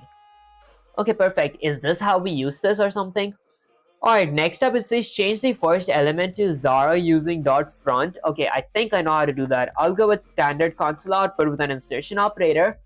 Okay, actually change the first element, right? So I'll go with QA, QUEUE, QA dot let's say the front function. Okay, I'll set my front function to be equal to Zara. Is that how you there we go. I will be adding a semicolon to end it. Is that how we do it? I don't even know. Okay, print the entire vector to verify the change. Let's go ahead and print the entire vector now. To print the vector, I will be iterating over it. So let's go with a for loop. For a pair of parentheses, and let's go with for every standard string of I don't know, what is the plural of QA, guys? Is it like Q? Actually, I meant is it called singular? Plural and singular. Yeah, what's the singular of QA, guys? For every Q in QA. Okay, I'm going to be going with a pair of curly braces, and then let me go ahead and add something. Okay, so it says print the entire vector, so I'll go ahead and add a standard console output. Using namespace standard on top, so you don't have to type standard. It's pronounced Q. Oh, I see. Why did you redeem it? Redeem what? Okay, honestly, the reason I don't use like using namespace standard is because it is like a bad practice to use it, since like if we import like different libraries, they might have like console output as well, or like C out. So using standard console output for our C++ program, or like in general, it like avoids name clashes that made any sense. Chill, David, Taishi ain't tough. Guys, I don't understand. I actually live under a rock to understand the new slangs. I feel real old, guys. Okay, dude. Okay, I'll go with a standard console output of, let's say, okay, what do I want to print these? Okay, I want to print my Q. Oh, that actually does make sense. It is Q. Hey, where are you from? I'm currently in the United States. That said, I'll go with another insertion operator and separate them with a a space. Alright, let's see next up. Next up, add David to the end using dot push back. Okay, so after my for loop, I am going to be adding a standard console output. TS means this. Honestly, I do know type shit. Like, I mean, TS does mean type shit, but then like compared to like new slangs, because I have heard people say that. That's it. I'm like mostly in my house, like just working on stuff. I should go out and explore more stuff. Okay, TS means this shit. Oh, I thought it meant type shit. My bad, guys. Okay, I'll go with a standard console output, standard end line. Okay, perfect. This is like an empty print statement. Alright, let's see. Next up, print the first element again using dot front. So to print the first element, I will go with another standard output with an insertion operator. Actually, standard console output with an insertion operator. I want to print the first element. So I'll go with Q. So Q, there we go. Q dot front. Okay, front, the front function. Okay, maybe I will go with another insertion operator and add a standard. And then gotta touch more grass, bro. Honestly, yeah, I do gotta touch more grass. It's like I wake up, I study for my college stuff. I did have an exam today, that's why I'm like a little exhausted right now. That said, I'm like almost like way too busy the whole day, guys. I should like I should touch some grass. The only grass I do touch is like the online grasses. Okay, I'll go with let's say a new line. Okay, /n. Okay, I'm happy that at least he's exploring anyways. Honestly, yeah, I do want to like learn multiple programming languages. That said, I don't need a standard here. Uh, how old are you? I'm 17 years old. Okay, print the first element. Alright, this is actually perfect. Alright, so if I were to hit Control S to save my code and run the command, it is going to be okay. Firstly, the first element of my initial vector slash container was Alice. Then let's see, my second console output of my updated updated container is Zara, Bob, and Charlie, because I did remove Alice and replace it with Zara. And then I printed my first my first index of my new container with Control A, Control C. Remove the standard, honest standard. Oh, I think the standard that was like before my new line. Okay, let me go ahead and get Sutsai here. That said, let me paste it, go with like Shift Enter and say Sutsai. I think I understand what this means, dot dot dot. Although I do want to do a few more practice questions one by one. Guys, if I sometimes don't specify one by one, since it like gives me like 10 questions at once, exactly, Vivek, you grab the idea of dot front. Now this is your spy on the front lines. You can read it, change it, and even always point to the first element no matter what else you do to the vector. Let's not stop. We'll do one by one practice drills until this becomes muscle memory. Here's your next instructional question. Instructions practice number 2, create a standard vector integer. So we created a standard vector which just consists of integers, and vectors basically containers. We named it numbers. We added a few elements called 100, 200, 300, and 400. And then we print the first element using the dot front function, and then we multiply the first element by 10 using dot front. Okay, multiplying is kind of new. That said, print the entire vector to see the change. Remove the last element using dot pop back. Okay, I haven't heard of the pop back function, although I do feel like it's the same as dot pushback, if that made any sense. I will actually ask about that. Print the first element again using dot front. This will force you to see dot front in action as you modify the vector and remove the elements. Okay, let me just say, so say I've honestly, how do you spell honestly? There we go. I've honestly never heard of the pop underscore back function. Okay, dot dot dot. What does it do? No, pop back is to remove. Oh, I see. Okay, okay. I did like learn about the pop function in like Python. I feel it's almost the same, I think. Pushes to add to the vector. Oh, that makes sense. Okay, okay. Pushback adds something to the end of my vector, and pop back removes something from the end of my vector. All the pushback, okay, yeah, that actually makes sense. Okay, here's the deal. What it does, pop back removes the last element of the vector. Okay, that makes a lot of sense. It doesn't return anything. It just cuts off the tail of your vector. Okay, so we have a standard vector of numbers 10, 20, 30. Numbers are pop back, remove 30. Now numbers is 10 and 20. Key points. Da, da, da. Okay, I see. Okay, let me go back to the instruction question and like get Sensei slash ChatGPT there. Okay, let's go with the control A, delete everything. That said, let me start. Excuse me, guys. Let me start off by including a pair of anchor brackets and then IO stream. Okay, so basically what the IO stream does is like the eyes and ears of our program. It either shows us the inputs or like it extracts outputs. That said, I will be including, let's say, a pair of anchor braces and vector as well, because I am going to be working with vector slash containers. Okay, next up, let me go ahead and typecast my main function to be an integer, add a pair of curly braces, maybe a bunch of spaces, and then let's go ahead and create a standard vector. There we go, is that how we spell it? Okay, with an insertion or with a pair of anchor braces, my standard vector is only going to be consisting of integers. Okay, and I will be naming my standard vector something like numbers. Okay, I'll set that equal to a few numbers. What are numbers? So 100, 200, 300, and 400. So let's go with 100, 200, 300, and 400. That said, I will be ending my container with a semicolon. Okay, next up it says print the first element using dot front. So let's go ahead and print it. To print it, I'll go with a standard console output. So std console output with an insertion operator. So cout. With an insertion operator, I am going to be inserting, let's see, my numbers is vector slash container dot the front function. Okay, maybe another, actually I'll add a pair of parentheses, another insertion operator, and then I'm going to be going with a standard. Honestly, I don't think I'm going to go with a new line. I'll just go with an empty space. Okay, and this is going to be std. Alright, perfect. Okay, standard. I spelled front wrong. Alright, perfect. Next up, let's see, multiply the first element by 10 using dot front. I've honestly never multiplied anything, but let's try it.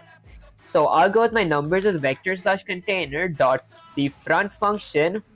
Okay, I want to multiply, so I'm assuming it's asterisk equals to, let's say 10. Okay, and then a semicolon. Okay, I'm pretty sure that's how we do it. Okay, next up it says print the entire vector to see the change. So to print the entire vector, I am going to be iterating slash looping over my whole vector.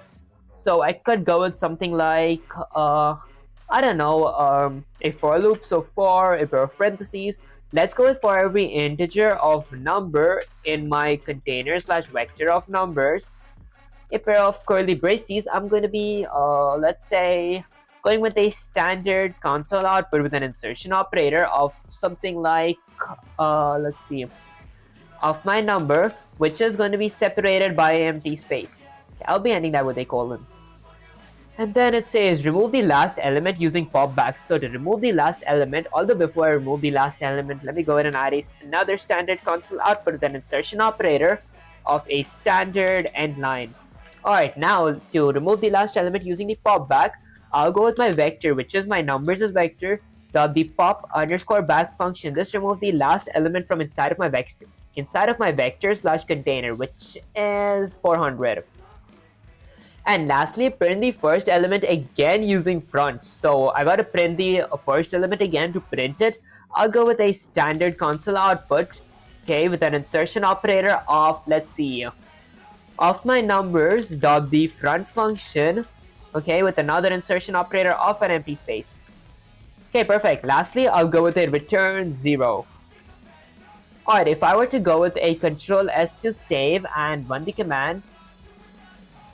Okay, firstly, this is the initial one that prints 100. Why is it like 1000? Didn't I go with like a standard console output numbers.front?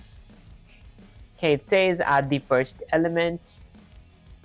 Okay, after I went with this console output, I should go with a standard.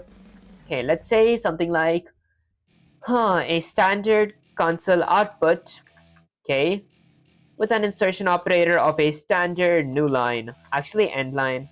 So a standard colon end line. Yeah, perfect. If I were to save my command again, control S and run the command. There we go. So my first vector of my initial, initial container was 100, and then 1000. Okay, it says multiply the first element by 10 using dot front. Okay, I did that. So the first element 100 times 10 is 1000, and then print the first element again. Alright, perfect. Let's go with a control C. Let me get Sensei here. Okay, let me paste it. Go with a shift enter and say Sensei, I see ... It makes so much more sense when I do it. Is that how you spell sense? Okay, when I do it. Yeah, guys, it makes more sense when I actually practice the questions instead of like reading the theories. That said, this is exactly what I wanted to hear, Vivek. Look at that. Look at that. You've experienced dot front and dot pop back in action. You've modified the first element with dot front. You've removed the last element using pop back. The vector reflects both changes correctly. This is how understanding his muscle memory, seeing it work, not just hearing it. Next step, we can do one-by-one practice questions to combine dot front, dot back, okay, and the other vectors. Okay, let me actually say. So let's say, what does the dot back pair of parentheses function do ? Question mark. I might start using both as well, guys. Okay, alright, Vivek, time to meet the counterpart of dot front, dot back. Okay, counterpart of dot front. Dot back function is like your vector where guards by. What dot back does returns a reference to the last element of a vector. You can read it or modify it just like dot front. Standard vector dot back prints 30. Okay, numbers dot back 100. Change the last element to be 100. Key points. Always works only if the vector has at least one element. Empty vector, undefined behavior. You can combine it with dot pushback or dot popback for last element management. Make your code cleaner and more expressive than using numbers at index of number dot size minus 1. Okay, think of it like this. Vector is a line of soldiers. Dot front points to the first soldier. Dot back points to the last soldier. You can check who's there or replace them without moving anyone else. If you want, I can give you a one-by-one practice question using dot back, dot alone, using dot back along with dot pushback and pop back, so it starts feeling like a muscle memory. Let me say, yes, sensei.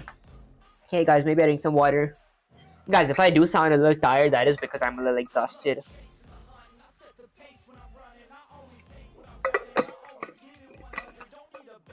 Okay, good. Now we're going to make back. Okay, good. Now we're going to make dot back function your weapon of choice, instructional style. Okay, create a standard vector which just consists of string called heroes, Iron Man, Thor, and Hulk. Print the last element using the dot back function, which is technically Hulk. Change the last element to Captain America using dot back. Add Black Widow, okay, to the end using pushback. Print the last element again using dot back. Remove the last element using dot pop back. Print all heroes to verify the changes. This will force you to practice reading the last element, modifying the last element, adding and removing elements at the end. Okay, let me go ahead and get Sensei there. Let me go with the Control A, delete the whole thing, maybe see the instructions. Alright, so let me start off by including, this is going to be all lowercase, so I will be including pair of ankle braces, IO stream. This is going to let my C++ compiler / code know that I'm actually showing inputs or like taking outputs. Okay, actually showing outputs and taking inputs. Okay, with that said, instructional, create a standard vector. Okay, so since I am going to be creating a vector, let me go ahead and include vector as well. So a pair of ankle braces vector. And then let me go ahead and typecast my main function to be an integer. Okay, maybe add a pair of curly braces. Add a bunch of lines. Okay, now I will be creating a standard vector. Okay, with a pair of ankle braces. This is going to be consisting of standard string, means only strings, which is going to be called heroes. Okay, there we go. H-E-R-O-S. Did I spell heroes correct? H-E-R-O-E-S. Okay, R-O-E-S. There we go. Which is going to be set to a few heroes. So Iron Man, Thor, and Hulk. So let's go with Iron Man. Iron Man. Let's go with Thor. Okay, Thor. And lastly, let me go ahead and add Hulk. Okay, perfect. I will be ending my vector / container with a semicolon. That said, print the last element using the dot back function. So let's print the last element. Although before that, I will be drinking some coffee.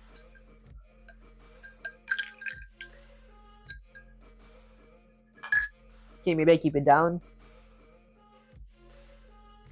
Alright, perfect. So let's see, print the last element using dot back. So I could go with something like a standard console output with an insertion operator. Okay, I'm going to be inserting something. What am I going to be inserting? Let's see. I'll insert my heroes as vector / container dot the back function. Okay, so this is going to give me the last element of my heroes is whatchamacallit, heroes as vector, which is technically Hulk, with another insertion operator of an empty space. Alright, perfect. Next up, change the last element to Captain America using dot back.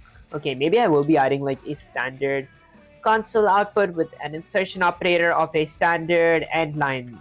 Okay, so this is going to give me like a new line. Alright, now change the last element to Captain America using dot back. So I could go with something like heroes dot back. Okay, my last element is going to be equal to Captain America. There we go. Okay, using dot back did that. I will be ending this with a semicolon. Excuse me, guys. And then add Black Widow to the end using dot pushback. Okay, change the last element to Captain America using back. I did that. Now let me go with my heroes dot the push underscore back function. This basically adds an element to the last of my whatchamacallit container. So after my Hulk, it's gonna add this. Okay, this is gonna be Black Widow. So Black Widow. Alright, perfect. Did I spell Widow correct? W-I-D-O-W. There we go. Okay, I will be ending this with a semicolon, and then let's see. Print the last element again using dot back. So let's go ahead and print the last element again. To print the last element, I'll go with a standard console output with an insertion operator. This is gonna be my heroes dot the back function. I'll be ending that with a insertion operator, actually with a semicolon, and then maybe another standard console output with an insertion operator of a standard end line, because I want to print the next stuff in a new line. Okay, remove the last element using dot pop back. So let me go ahead and remove the last element. Maybe I'll add 2 colons here. There we go. Okay, to remove the last element using pop back, I can go with something like my heroes container. Okay, dot the pop underscore back function. This remove the last element of my vector slash container. And then print all heroes to verify the change. Let's go ahead and print all my heroes. To print all my heroes from inside of my vector, I will be needing a for loop, so let's create that. For a pair of parentheses, let's go with for every standard string of hero in my container of heroes. There we go. I'll go with a pair of curly braces. Then let's see, for every standard 2 colons. There. Okay, I'm going to be going with a standard console output with an insertion operator of my hero, another insertion operator of an empty space. Alright, perfect. Lastly, I'll go with a standard console output with an insertion operator of a standard new line. So I could go with like end line. Alright, perfect. And then I will return 0. Maybe delete that extra space. And if I were to go with the Control S to save my code and run the command. Okay. I'm waiting for it to print. Okay, first it prints Hulk, my last element that I wanted to do. And then Black Widow. Okay, Black Widow is the last element after I removed my Hulk from here. Okay. And then Iron Man, Thor, Captain America. Okay, Iron Man, Thor, and Captain America. Okay, perfect. If I were to go with the Control A, Control C, copy that, get sensei/ChatGPT here. Let me paste it, go with Shift, Enter, and say, so let's say, I feel like I did it correct, question mark. I think I did it correct, guys. Because sometimes when I'm exhausted, I can't like read the instructions properly. Howding Tingar, appreciate you joining the stream. Is that how you pronounce the name? Is it Tinog? Guys, I should like improve my spellings. Like I should be doing some dictations or something. I don't know. Is that what you call like dictations, learning spellings? Okay, perfect, Vivek. Look at that. You printed the last element. You changed it to Captain America using dot back. You added Black Widow. You printed the last element again. You remove the last element with dot pop back. Final vector print is correct. You're trying to command front/back push. Okay, push underscore back pop underscore back like a pronoun. The next step, I can give you a combined drill where you use dot front, dot back, dot push back, dot pop back, dot insert, and dot erase, all in one scenarios. Okay, I think that's a good challenge. Let me say, let's say, can I get a question with all those functions, including the dot size and dot capacity of functions as well, question mark. Okay, that's basically going to conclude all the functions that I've learned so far. Exactly what I want to hear, Vivek. Time to log in into perfect muscle memory. Here's your ultimate vector function drill. Instructions. That's a long instruction. Create a standard vector that only consists of string army, knight, archer, mage. Print the first element using front, print the last element using back, add a healer to the end using pushback, insert rogue at the second position, remove archer from the vector, print all elements after these modifications, print the first and last element, print the size of the vector using size, print the capacity of the vector using dot capacity, clear the vector using clear, print whether the vector is empty using dot empty. Okay, this drill focuses to use dot front, dot back, dot push back, dot pop back if you want, insert, erase, size, capacity, and empty. Okay, with that said, let me get Sensei there. Okay, so let me go with the control A, delete the whole thing. Let me start off by including IO streams. So I'll go ahead and include a pair of ankle braces. IO stream, this basically lets our compiler slash our C++ program know that if we're trying to show a output or if we're trying to extract an input. That said, I will be working with vectors as well. So let me go ahead and add vectors, and then let's see. Let me go ahead and typecast my main function to be an integer. Okay, add a pair of curly braces, maybe a bunch of spaces, and now let me go ahead and add a standard vector, which is basically a standard container, which is only going to be consisting of strings. So std : strings. Okay, my standard vector, which is only going to be consisting of strings, is going to be called, let's see, what's it going to be called? Army. So I'll go with army. I'll set that equal to a pair of curly braces. Let's add a few army. Okay, so I'll need a knight, archer, and mage. So let me go ahead and add a knight, comma, a archer, comma, lastly a mage. I will be ending my container slash vector with a semicolon. Okay, and then print the first element using dot front. So I could go with a standard console output with an insertion operator. I want to print the first element of my vector. My vector is my army. Okay, army dot, let's say front. Okay, this prints my first element. Okay, I will go with another insertion operator and go with a standard end line. So my next stuff is going to be printed on a new line. Okay, and then print the last element using dot back. So I'll go with a standard console output with another insertion operator of army, which is my vector, dot the what's it called? Back, the back function. Okay, the back function. This function basically prints the last element inside of my vector slash my container, which is a mage. I'll go with a standard, let's see. Okay, standard end line. There we go.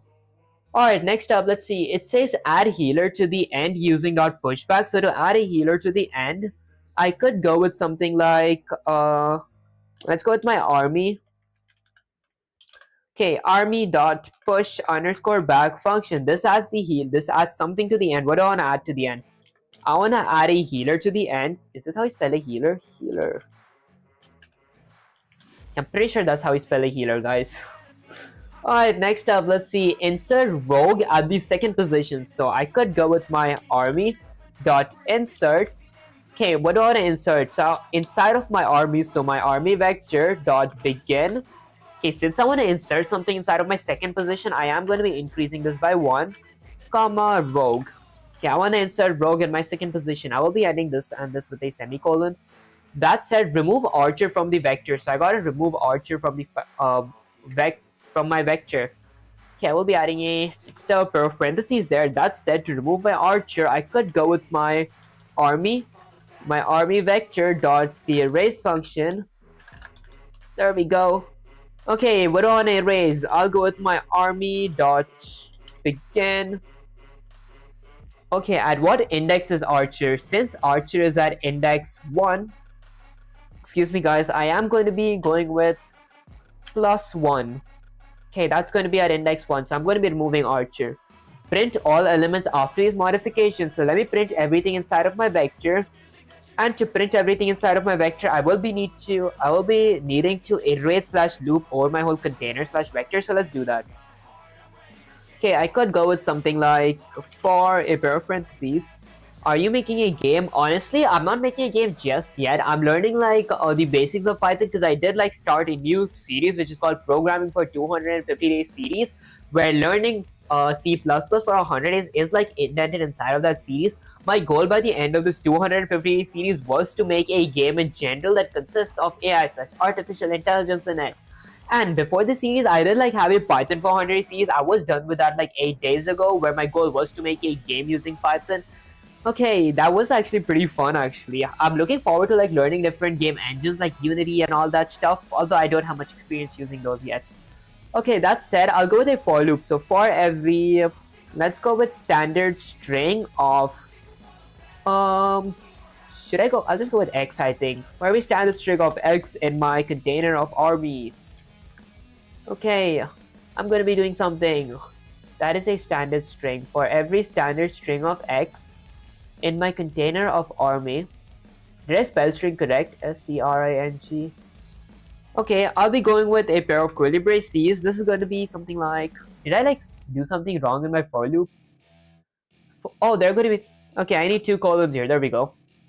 Okay, for every standard string of X in my... whatchamacallit, army, of my vector of army, I'll go with a standard console output with an insertion operator. I'm going to be inserting X with another insertion operator of an empty space. Okay, perfect. This prints my modified list. I will be going with another standard console output with an insertion operator of end line. There we go, standard end line. Okay, this is gonna give me a new line to add more outputs, so all my outputs won't be clunked up to like one line. That said, print all elements. Okay, I did that. Print the first and last elements again. So I gotta print the first and last elements again. To do that, I could go with my army's vector slash container dot the front function.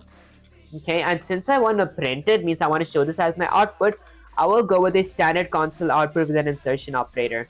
There we go. I'll go with another insertion operator of an empty space. Okay, maybe another insertion operator of a new line. Alright, perfect. And that prints my first character, my first index of my vector slash container. Let's print the last as well. I'll go with a standard console output with an insertion operator of my army. This time, instead of front, I will be going with back with another insertion operator of an empty space, another insertion operator of a new line, /n. I'll end it with a colon. Okay, perfect. Okay, print the size. Okay, so next up, print the size of the vector using the dot size function. So let's print the size. To print the size of my vector, I could go with the standard console output with an insertion operator. What do I want to insert? I want to insert the size. So I could like write maybe a string that says size and then another insertion operator. This is going to be, let's say my army vector dot the size function.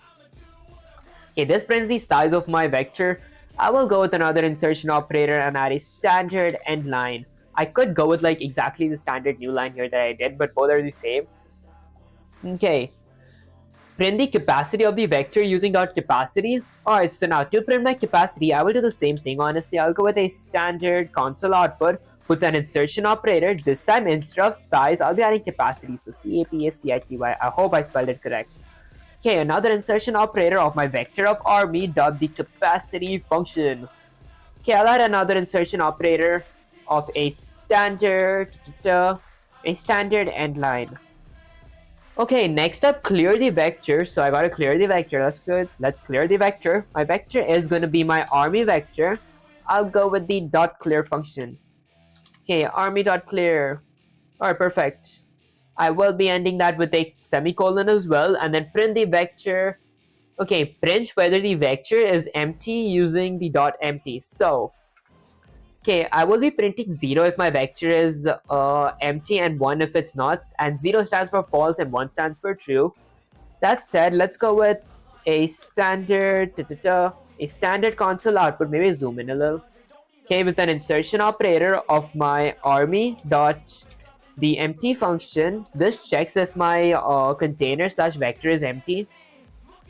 Okay, standard console output army with an insertion operator of a new line. Okay, so if it's empty, it's going to print 0. If it's not empty, it's going to print 1. Okay, with that said, that's basically it. Let me go ahead and return 0. Keep pushing, man. I appreciate you, Lion. Okay, let me go ahead and return 0 with a semicolon. Alright, if I were to go with a Control S, save my command, and run the code. Okay, let's see. Maybe I gotta like hydrate my lips. Let me hydrate my lips up real quick, guys.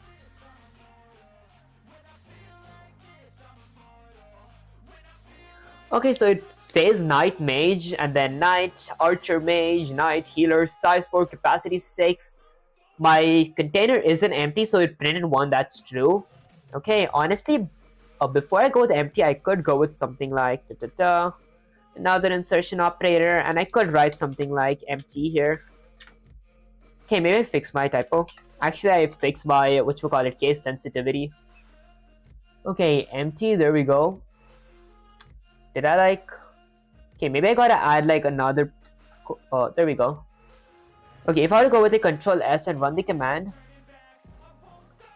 See, do you like typing the standard part for C++? Honestly, yeah. Like usually people did say that it's a good practice to type standard console output. So since I'm starting to learn C++, might as well like make that a habit if that made any sense. There we go, empty is true. Okay, let me go with the Control C, copy that. Let me get Sensei here. Okay, let me paste it, go with Shift Enter and say Sensei. Is this how you wanted it? Question mark. Okay, because I just follow the instructions for now, guys, but eventually I'm going to be starting to use this in like actual mini projects, but before that I got to get used to these. Almost Vivek, you got most of it perfect, but there's a slight logic glitch with removal. You did army.insert. Okay. +1 rogue. This erases rogue immediately after insertion. Huh, the insertion was to remove archer, not rogue. Oh, I see what it means. Okay, remember, after insertion, the indexes shift. Archer is now at index 2, so army.begin. Other than that, it's all perfect. Okay, so let me just fix that. Okay, that does make sense. I don't know why did I think of that. Let's go with +2. Because I was going to say put using name standard so you don't type out the std part for C++. Honestly, yeah, many people did say me to like use namespace standard, but then some of you guys were also like, if we use namespace standard for like small projects like these, it's like fine and like normal to use it, but when it comes to like big projects, we have like a higher chance of getting name clashes. So I was like, there's like no harm in using this right now, because like it's like it wouldn't give me like a different output, it's just extra typing. And honestly, I think that's actually pretty good, like, because I'd rather prefer like which call it, when I do big projects, I wouldn't want to like struggle because I'm not used to writing like standard console output. That said, there we go, it adds the rogue now. Okay, let me go with the Control C, copy that, get Sensei here. Guys, I feel like I'm way too exhausted. God, I just wrote an exam team. Okay, next up, let me just paste it and then maybe drink some coffee, I guess.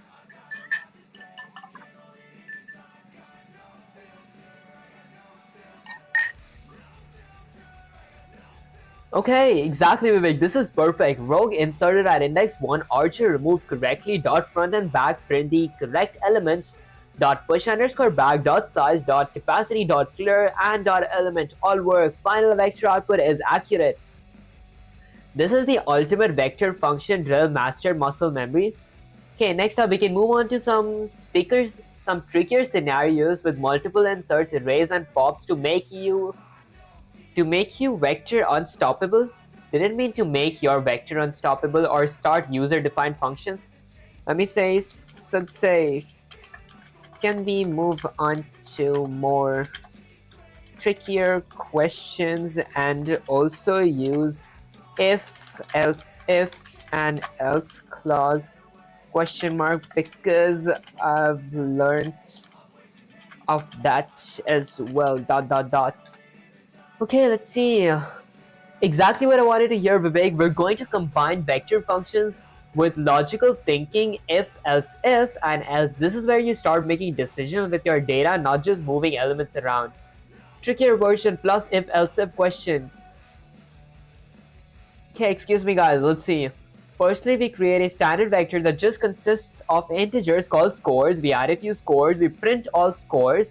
Check if the first score using dot front. If it's greater than 90, print amazing start. If it's between 80 and 90, print good start. Else if it needs improvement. Okay.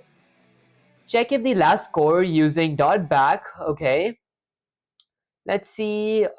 If it's below 70, print last score is low. Else print last score is fine. Add 100 to the end of the vector using dot pushback. Remove the second element using dot erase. Print all scores after modifications. Print the size and capacity of the vector. This will force you to use dot front, dot back, dot pushback, dot erase, dot size, dot capacity. Practical logic decisions with if, else if, and else. Think about how modifications change indexes. Okay, let me get some say there. Okay, let's go with the controller, delete the whole thing. Let me start off by including IOStream. So I'll go hashtag a pair of ankle braces, include IOStream. And basically IOStream is like the eyes and ears of our compiler slash program, because IOStream is what lets our program know that we're displaying an output or we're trying to extract an input, if that made any sense. That said, since I am going to be using containers, I will be importing vectors, because like vector is a container. Okay, then let me go ahead and typecast my main function to be an integer, add a pair of curly braces, maybe a bunch of spaces. Next up, it says, let's see what's the first instruction. Create a standard vector container which only consists of integers called scores, and add a few scores to it. So let's do that. Let me go with a standard vector. So I create a standard vector, okay, with a pair of ankle braces which consists of only integers. This is going to be called scores. I'll set that equal to pair of curly braces. Let's add a few scores. Okay, so I'll need 85, 92, 78, 90, and 66. So I'll go with like 85, 92, 78, 90, and 66. Alright, perfect. I will be ending my container with a semicolon. That said, it says print all scores. So to print all my scores inside of my vector slash container, I'm going to be iterating slash looping over it. So I'll use a for loop. For a pair of parentheses, I'll go with for every integer of score in my vector slash container of scores. Okay, I'll go with a pair of curly parentheses. This is going to be having a standard console output. So a standard console output with an insertion operator of, let's say, score with another insertion operator of, let's say, space. I will be ending that with a semicolon. And then outside my for loop, I'll go with a standard console output with an insertion operator. This is going to be having two colons of a, let's say, new line, because I want my next input to be inputted on the new line. Okay, that said, now we're going to use if statements. Check if the first score using dot front, if it's greater than 90, print amazing score, else if it's between 80 and 90, print good start, else print needs improvement. Okay, so let's go ahead and use a if statement. I'll go with if a pair of parentheses. Let's go with let's see, I'll go with something like my vector's name, which is scores dot front.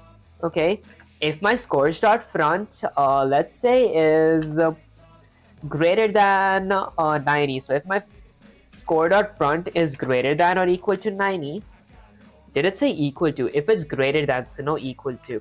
Okay, if it's greater than 90, I'm going to be printing something. Let's see. Okay, what I'm going to be printing is I'm going to be adding a standard console output with an insertion operator. Okay, this is going to be a string that's going to say amazing start. So let's go with amazing start. Did I spell amazing correct? How do you spell amazing? There we go. Amazing start, exclamation mark. Okay, else. Let me end this with a semicolon and then go with an else if. So I'll go with an else if. A pair of parentheses. This is going to say else if my score is between 80 and 90, print good start. So did I like mess up something with the else if? Should the colon be there? Okay, there we go.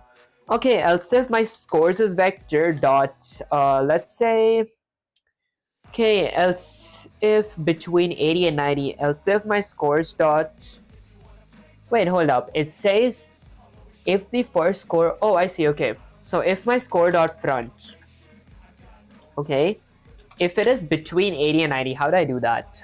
If my scores dot front is either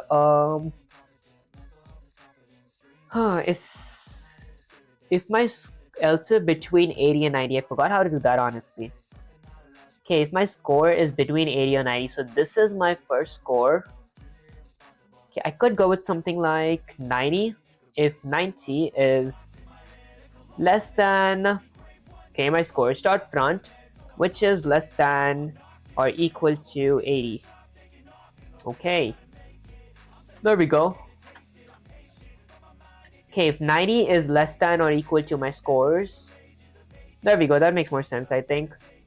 Okay, I'll go with a pair of curly braces and go with a standard console output with an insertion operator, which is going to be inserting a string to it, or like, yeah, a string. This is going to be saying good start, so I'll go with good start, exclamation. I'll be ending this with a semicolon. Lastly, I'll go with a else clause. My else clause is going to be having a a pair of curly braces. This is going to be having a standard console output with an insertion operator that is going to be saying needs improvement. Needs improvement exclamation. I'll be ending that with a semicolon as well. That said, now I'm going to be checking the last score using dot back. If my score is below 70%, I'm going to be saying last score is low, else print last score is fine. Okay, so let's do that. Okay, I'll go with another if statement now. So I'll go with the if statement, a pair of parentheses. This is going to be my vector, which is my scores is vector dot the, let's say, last function, actually back function. There we go. This gets me the last score. If my last score is below 70, so if my last score is less than 70, okay, I'm going to be adding a pair of curly parentheses and going with a standard console output. So C out with an insertion operator. This is going to say last score is low. So let me go with last score is low exclamation. Maybe fix my typo. Alright, perfect. Next up, it says else print last score is fine. I will be ending this with a semicolon, and then I'll go with an else clause now. So I'll go with else, a pair of curly parentheses. This is going to have a standard console output as well with an insertion operator. This is going to be saying something like last score is fine exclamation. There we go. Actually, dot is good. Okay, next up, add 100 to the end of the vector using the pushback function. Okay, so I will be ending this with a semicolon. And then now let's use a pushback function to add 100 to my vector. My vector is called scores. So scores, my scores is vector dot push underscore back. I want to push back 100. Okay, I will be ending that with a semicolon. Maybe fix my typo. Okay, next up, remove the second element using dot erase. This is where I usually mess up. So now I added 100, so there is like 100 after this. That's going to be index 0. Use the second element, so I got to remove 92. Did I add anything else? I didn't add anything else so far, so my indexes didn't change.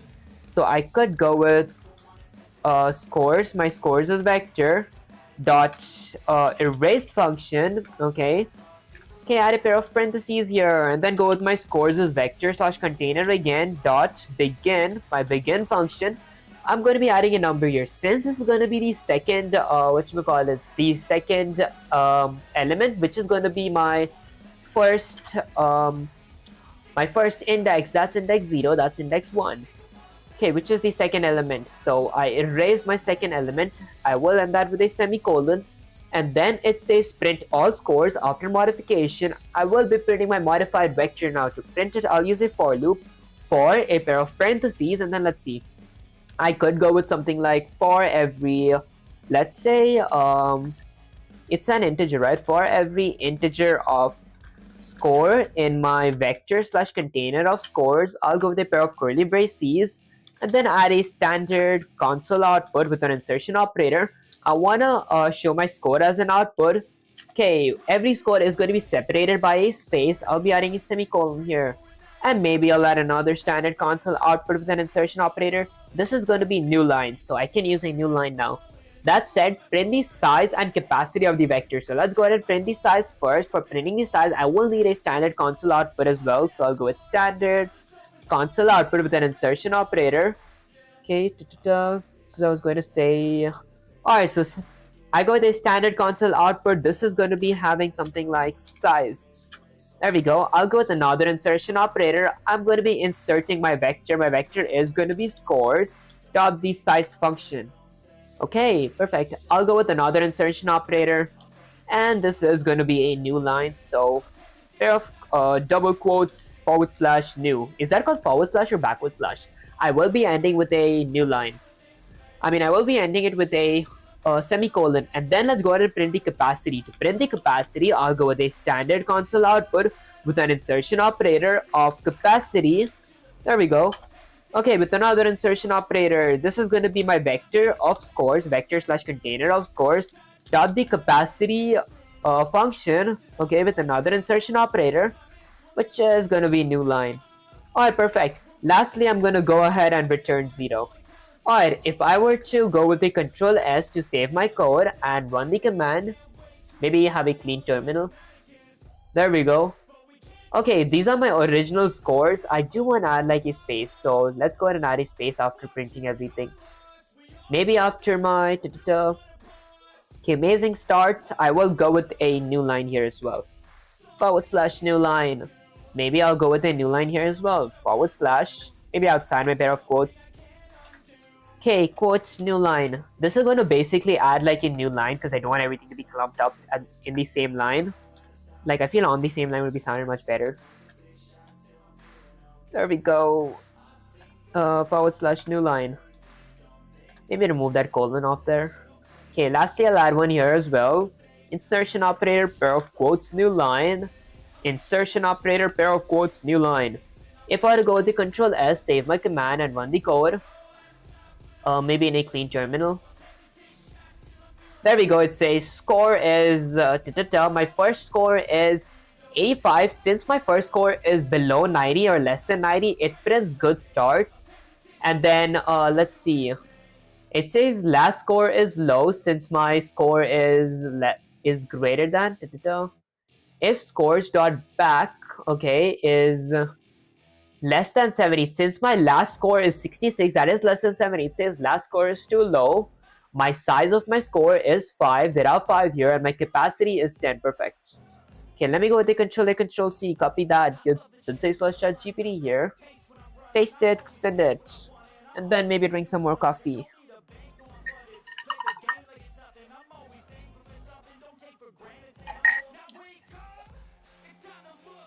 Okay, Vivek, I see where you stumble. You're almost there, but this else if condition is broken. Check this line. Okay, this was the line that I messed up because I don't know how to check if his score is like between something. Hey, else if 90 is less than or equal to score chart front, which is less than or equal to 80 C++ does not chain comparisons like Python. There we go. I was used to the Python way of this thinking. I was used to the Pythonic way, guys. Okay, 90 is less than or equal to score dot front. Okay, will not work correctly. It's evaluated as 90 is less than or equal to score dot front. Okay, which is less than or equal to. Oh, I see. Okay, first part is true/false, 1 or O. Then compare that to 80, always true. Okay. Else if my scores dot front is less than 90 and my scores dot front is greater than or equal to 80, other minor things, capacity typo should be capacity. Okay, fixed if else if block. Okay, I forgot. Okay, I was used to doing it in Python the way like we change stuff. That said, everything else is good. Okay, let me say I see ... Can I get more practice? In that case, I was used to the Pythonic way of chaining the stuff. I forgot what it's called, guys. That said, I do want to use the logical operators more as well. So, including the functions, can I also get questions that requires me to use logical operators? Alright, let's see. Okay, exactly, Vivek. We're going to hit the sweet spot where vector functions meet logical operators. You're going to practice dot front, dot back, dot pushback, dot popback, dot insert, dot erase, dot size, dot capacity, dot empty, if else, logical operators, and or not, greater than, less than, greater than or equal to, less than or equal to. Here's your new instructional question. Instructions: create a standard vector called integer. Okay, create a standard vector which only consists of integers called marks. These are our marks. Print all marks. Check the first mark using dot front. If it's greater than or equal to 80 and less than 100, print strong start. Else if it's below 50 or above 100, print check first mark. Else print average start. Check the last mark using dot back. If it's below 70 and even, print. Okay, if it's below 70 and even. Okay, it says if it's below 70 and even. I think the even is like, I gotta use modulus for finding even. Okay, I gotta like ask that part to Sensei. Else print last mark of the day. Da, da, da. Okay, let me say, should say to find if it's even, do we use modulus? How do you spell modulus? M-O-U-D-U-L-O-S. Is that how you spell modulus? Pretty sure that's not. Let me check. Okay, modulus. M-O-D-U-L-U-S. Do we use modulus, which is an % sign, question mark? Okay, exactly, Vivek. In C++, to check if a number, you use a modulus operator. % sign gives you the remainder after division if number modulus 2 equal to 0, the number is even. If it's not equal to 0, the number is odd. Okay, so it's the same as Python. Okay, let's try the instructional based question, guys. Let me get sensational ChatGPT there. Although before that, let me check if my Twitch stream and Kick stream is going good. Okay, Twitch stream's going good. Let me check Kick. Okay, perfect. Lastly, let me check YouTube stream. Alright, perfect. Okay, so let me go with the Control A, delete the whole thing, maybe get some safe instructions open here. Alright, perfect. Let me start off by right here. Let me start off by including a pair of ankle braces, maybe zoom in a little. Let me include a pair of ankle braces, IO stream. So I start off by including IO stream. IO stream is basically the eyes and ears of our program. It like checks if we're trying to display an output or trying to extract an input. That said, let me go ahead and include something else. I'm going to be including, let's say, vector as well. There we go. And then let me start off by typecasting my main function to an integer, and then add a pair of curly braces, maybe go with a bunch of spaces.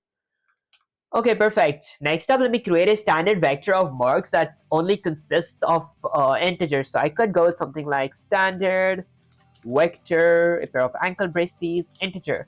So this is a container that just consists of integers, although I will be naming this container to something like marks. There we go. Is that how you spell marks? M-A-R-K-S. Okay, I'll set that equal to a few marks. I'll go maybe to a new line. Okay, so my marks is going to be 55, 80, 90, 72, 66. So 55, 80, 90. Excuse me, guys, 72 and 66. Okay, I will be ending my container with a semicolon, and then let's see. Check the first mark using dot front. So let me go ahead and check the first mark. To check that, I'll go with something like, wait, it says check the first mark. If it's greater or equal to 80 and less than 100, print strong start. So let's go with the if statement. If a pair of parentheses, if my vector, which is marks, if my marks dot front, okay. Oh, I spelled front wrong. Actually, I didn't spell front wrong. I forgot a pair of parentheses. There we go. If my marks dot front, okay. If it's okay, if it's greater than or equal to 80 and less than 100, print strong start. So if my marks is either greater than or equal to 80. Okay, so if my marks, maybe I go outside. Do I need to go outside? It's greater than or equal to 80. Okay. Okay, I think it needs to go inside. Okay, so if my marks is greater than or equal to 80, okay, or actually and less than 100. Let's go with and my marks is less than 100. So my marks dot front is less than 100. Less than 100.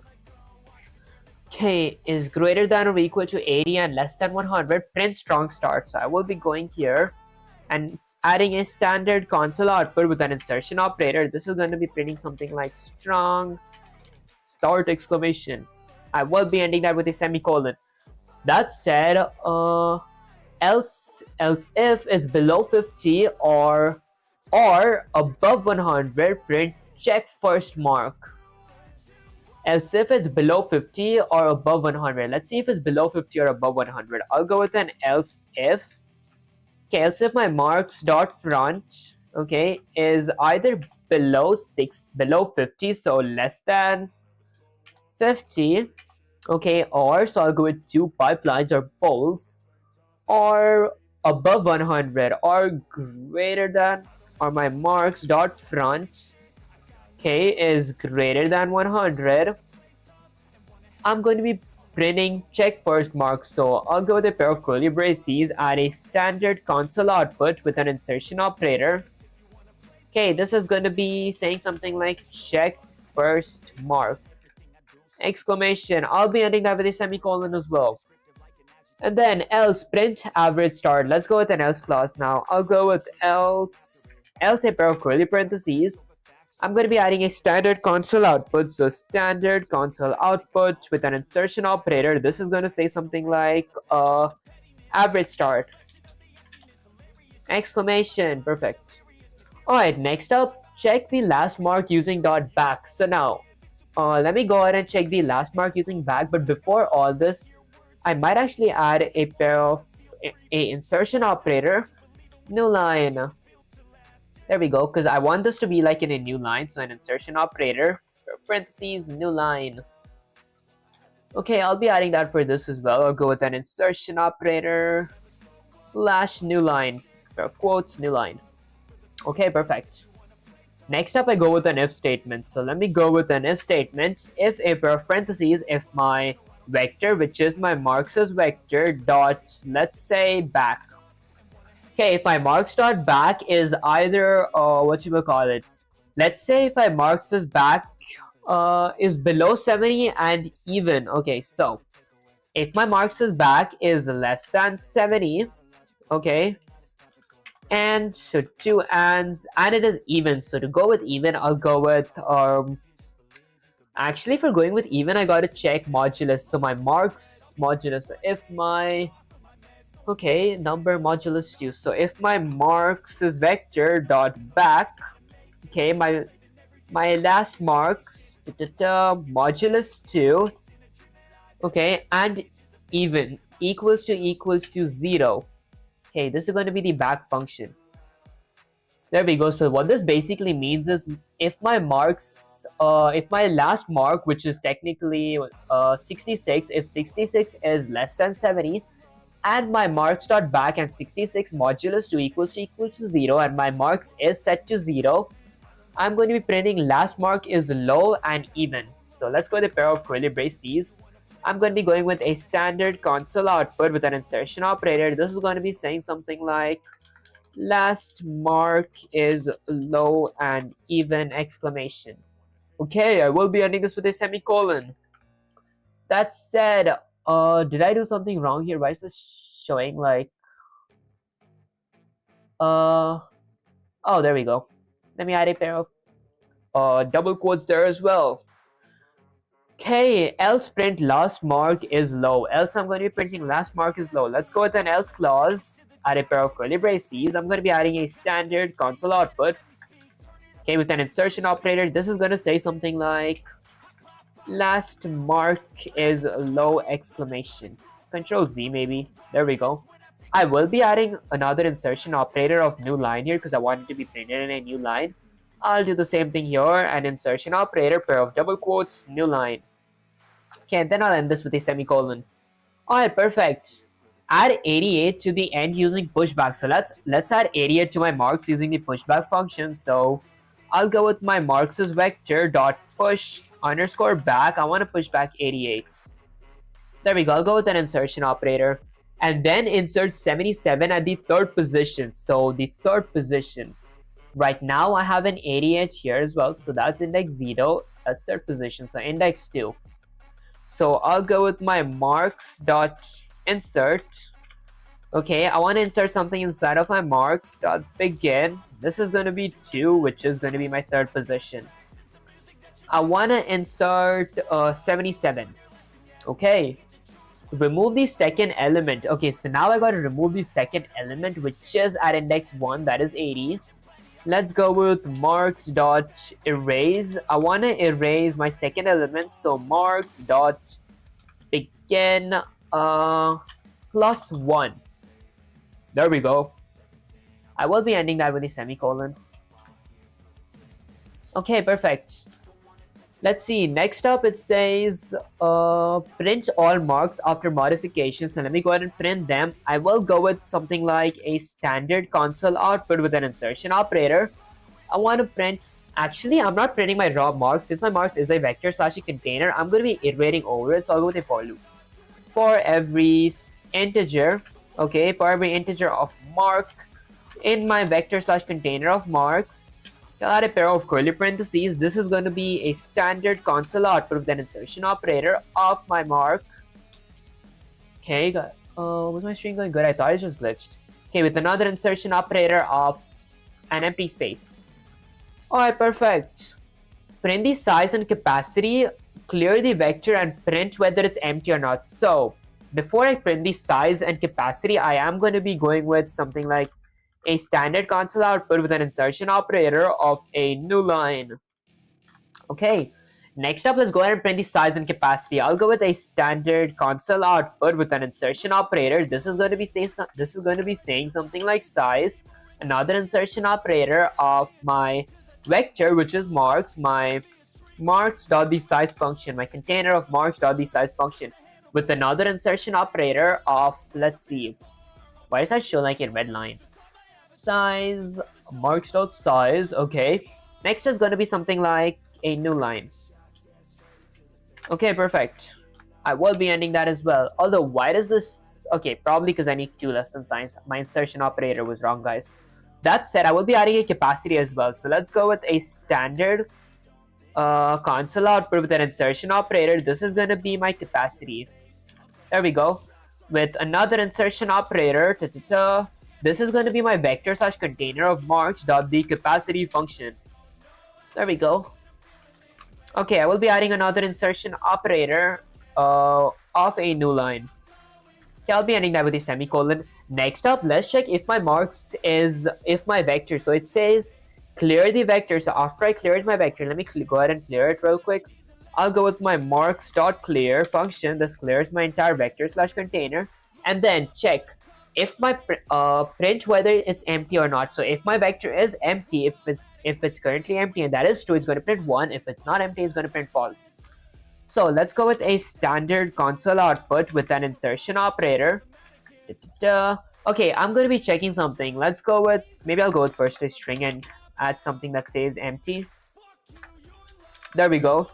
And then add another insertion operator and go with my marks.theEmpty function. Okay. Let's check if it's empty. If it is empty, then it's going to return true. If it's not empty, it's going to return false. Okay, I'll go with another insertion operator, maybe a standard end line with a semicolon. Lastly, I'll go ahead and return 0. Okay, perfect. If I were to save my command, Control S, and run the code, okay, it says average start, last mark, empty is 1 because my container is empty. Okay, let's go with a Control C, copy that. Let me get ChatGPT here. Okay, let me paste it, go Shift Enter and say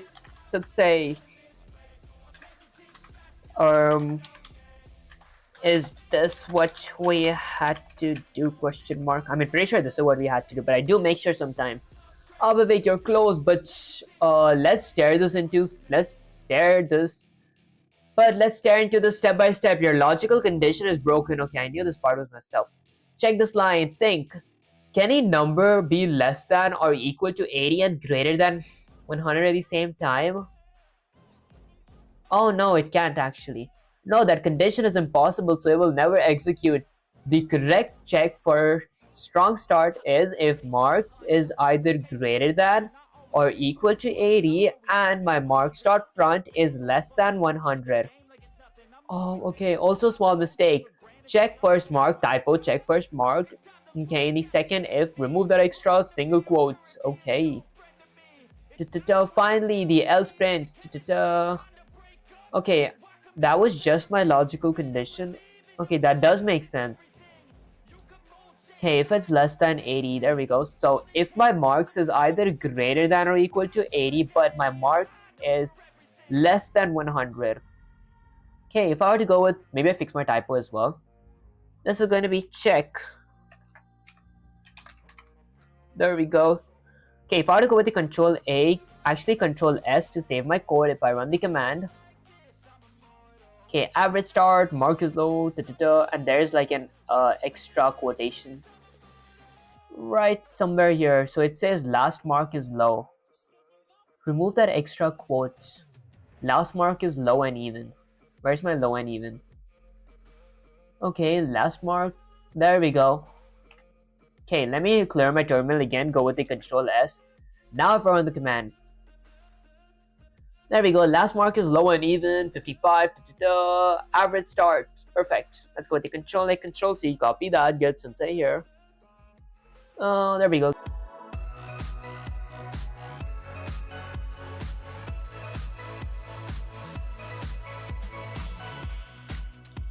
Already, mic testing, mic testing. Okay, guys, mic test. Oh, wait, actually, let me go to my gameplay screen. Guys, my OBS just crashed. Okay, that said, let me paste that. Okay, I might actually end the stream after this question because I do have like some college stuff to do because I got summer homework even though my exam was over today. That said, much better, Vivek. You fixed the impossible condition. Okay, else if block, first mark logic, last mark logic through instructions. Okay, this is solid practice. Your logical operators and vector functions are starting to feel like muscle memory. Next level, I can give you a vector challenge with multiple conditions, multiple inserts, arrays, and checks using modulus. Okay, let me say. Sensei, can we work on that next stream / tomorrow? Question mark. I do got to go right now because I have a lot of homework from my college. ... That said, before I end the stream, is there anything that you want to say to the viewers? Question mark. Guys, I wonder how Sensei gonna understand this. Listen up, mortals. Today we dominated vector functions like a true C++ warrior. Front, back, push, pop, insert, arrays, size, capacity, empty, all of it. Remember this. Logical thinking combined with mastery, your tools, is what separates a coder from a master. Vivek has to go to tackle some college homework now, but tomorrow we take it to the next level. Tricky vector challenges, multiple conditions, modulus, everything, streamers. Watch closely. This is how you turn muscle memory into code domination. Now, okay, and remember, a vector without logic is like a sword without a hand. Use it wisely. Okay, let me actually go to my main camera. Alright guys, so basically that was pretty much it for the stream. I know I should have actually done more, but I was pretty exhausted. Like my what you call it, my exam had like 50 questions, plus I had like another class after that exam. That said, next stream I am going to be working more on this topic, maybe something else, because I wouldn't have time working on this off stream. That said, if you guys enjoyed this stream, don't forget to like, share, subscribe. Like helps with my algorithm, sharing makes you smile, and subscribing is like a cherry top. And guys, I did start multi-streaming on Twitch, Kick, and YouTube. So if you guys haven't followed me on Twitch and Kick, and you guys enjoy my content, make sure to follow me on Twitch and Kick. And if you guys haven't subscribed to me on YouTube yet, make sure to subscribe to me on YouTube, and well, also join the Discord server. The link is in the description and in the pinned comments. Catch you guys on the next live stream or video. Peace. And like usual, I gotta wait for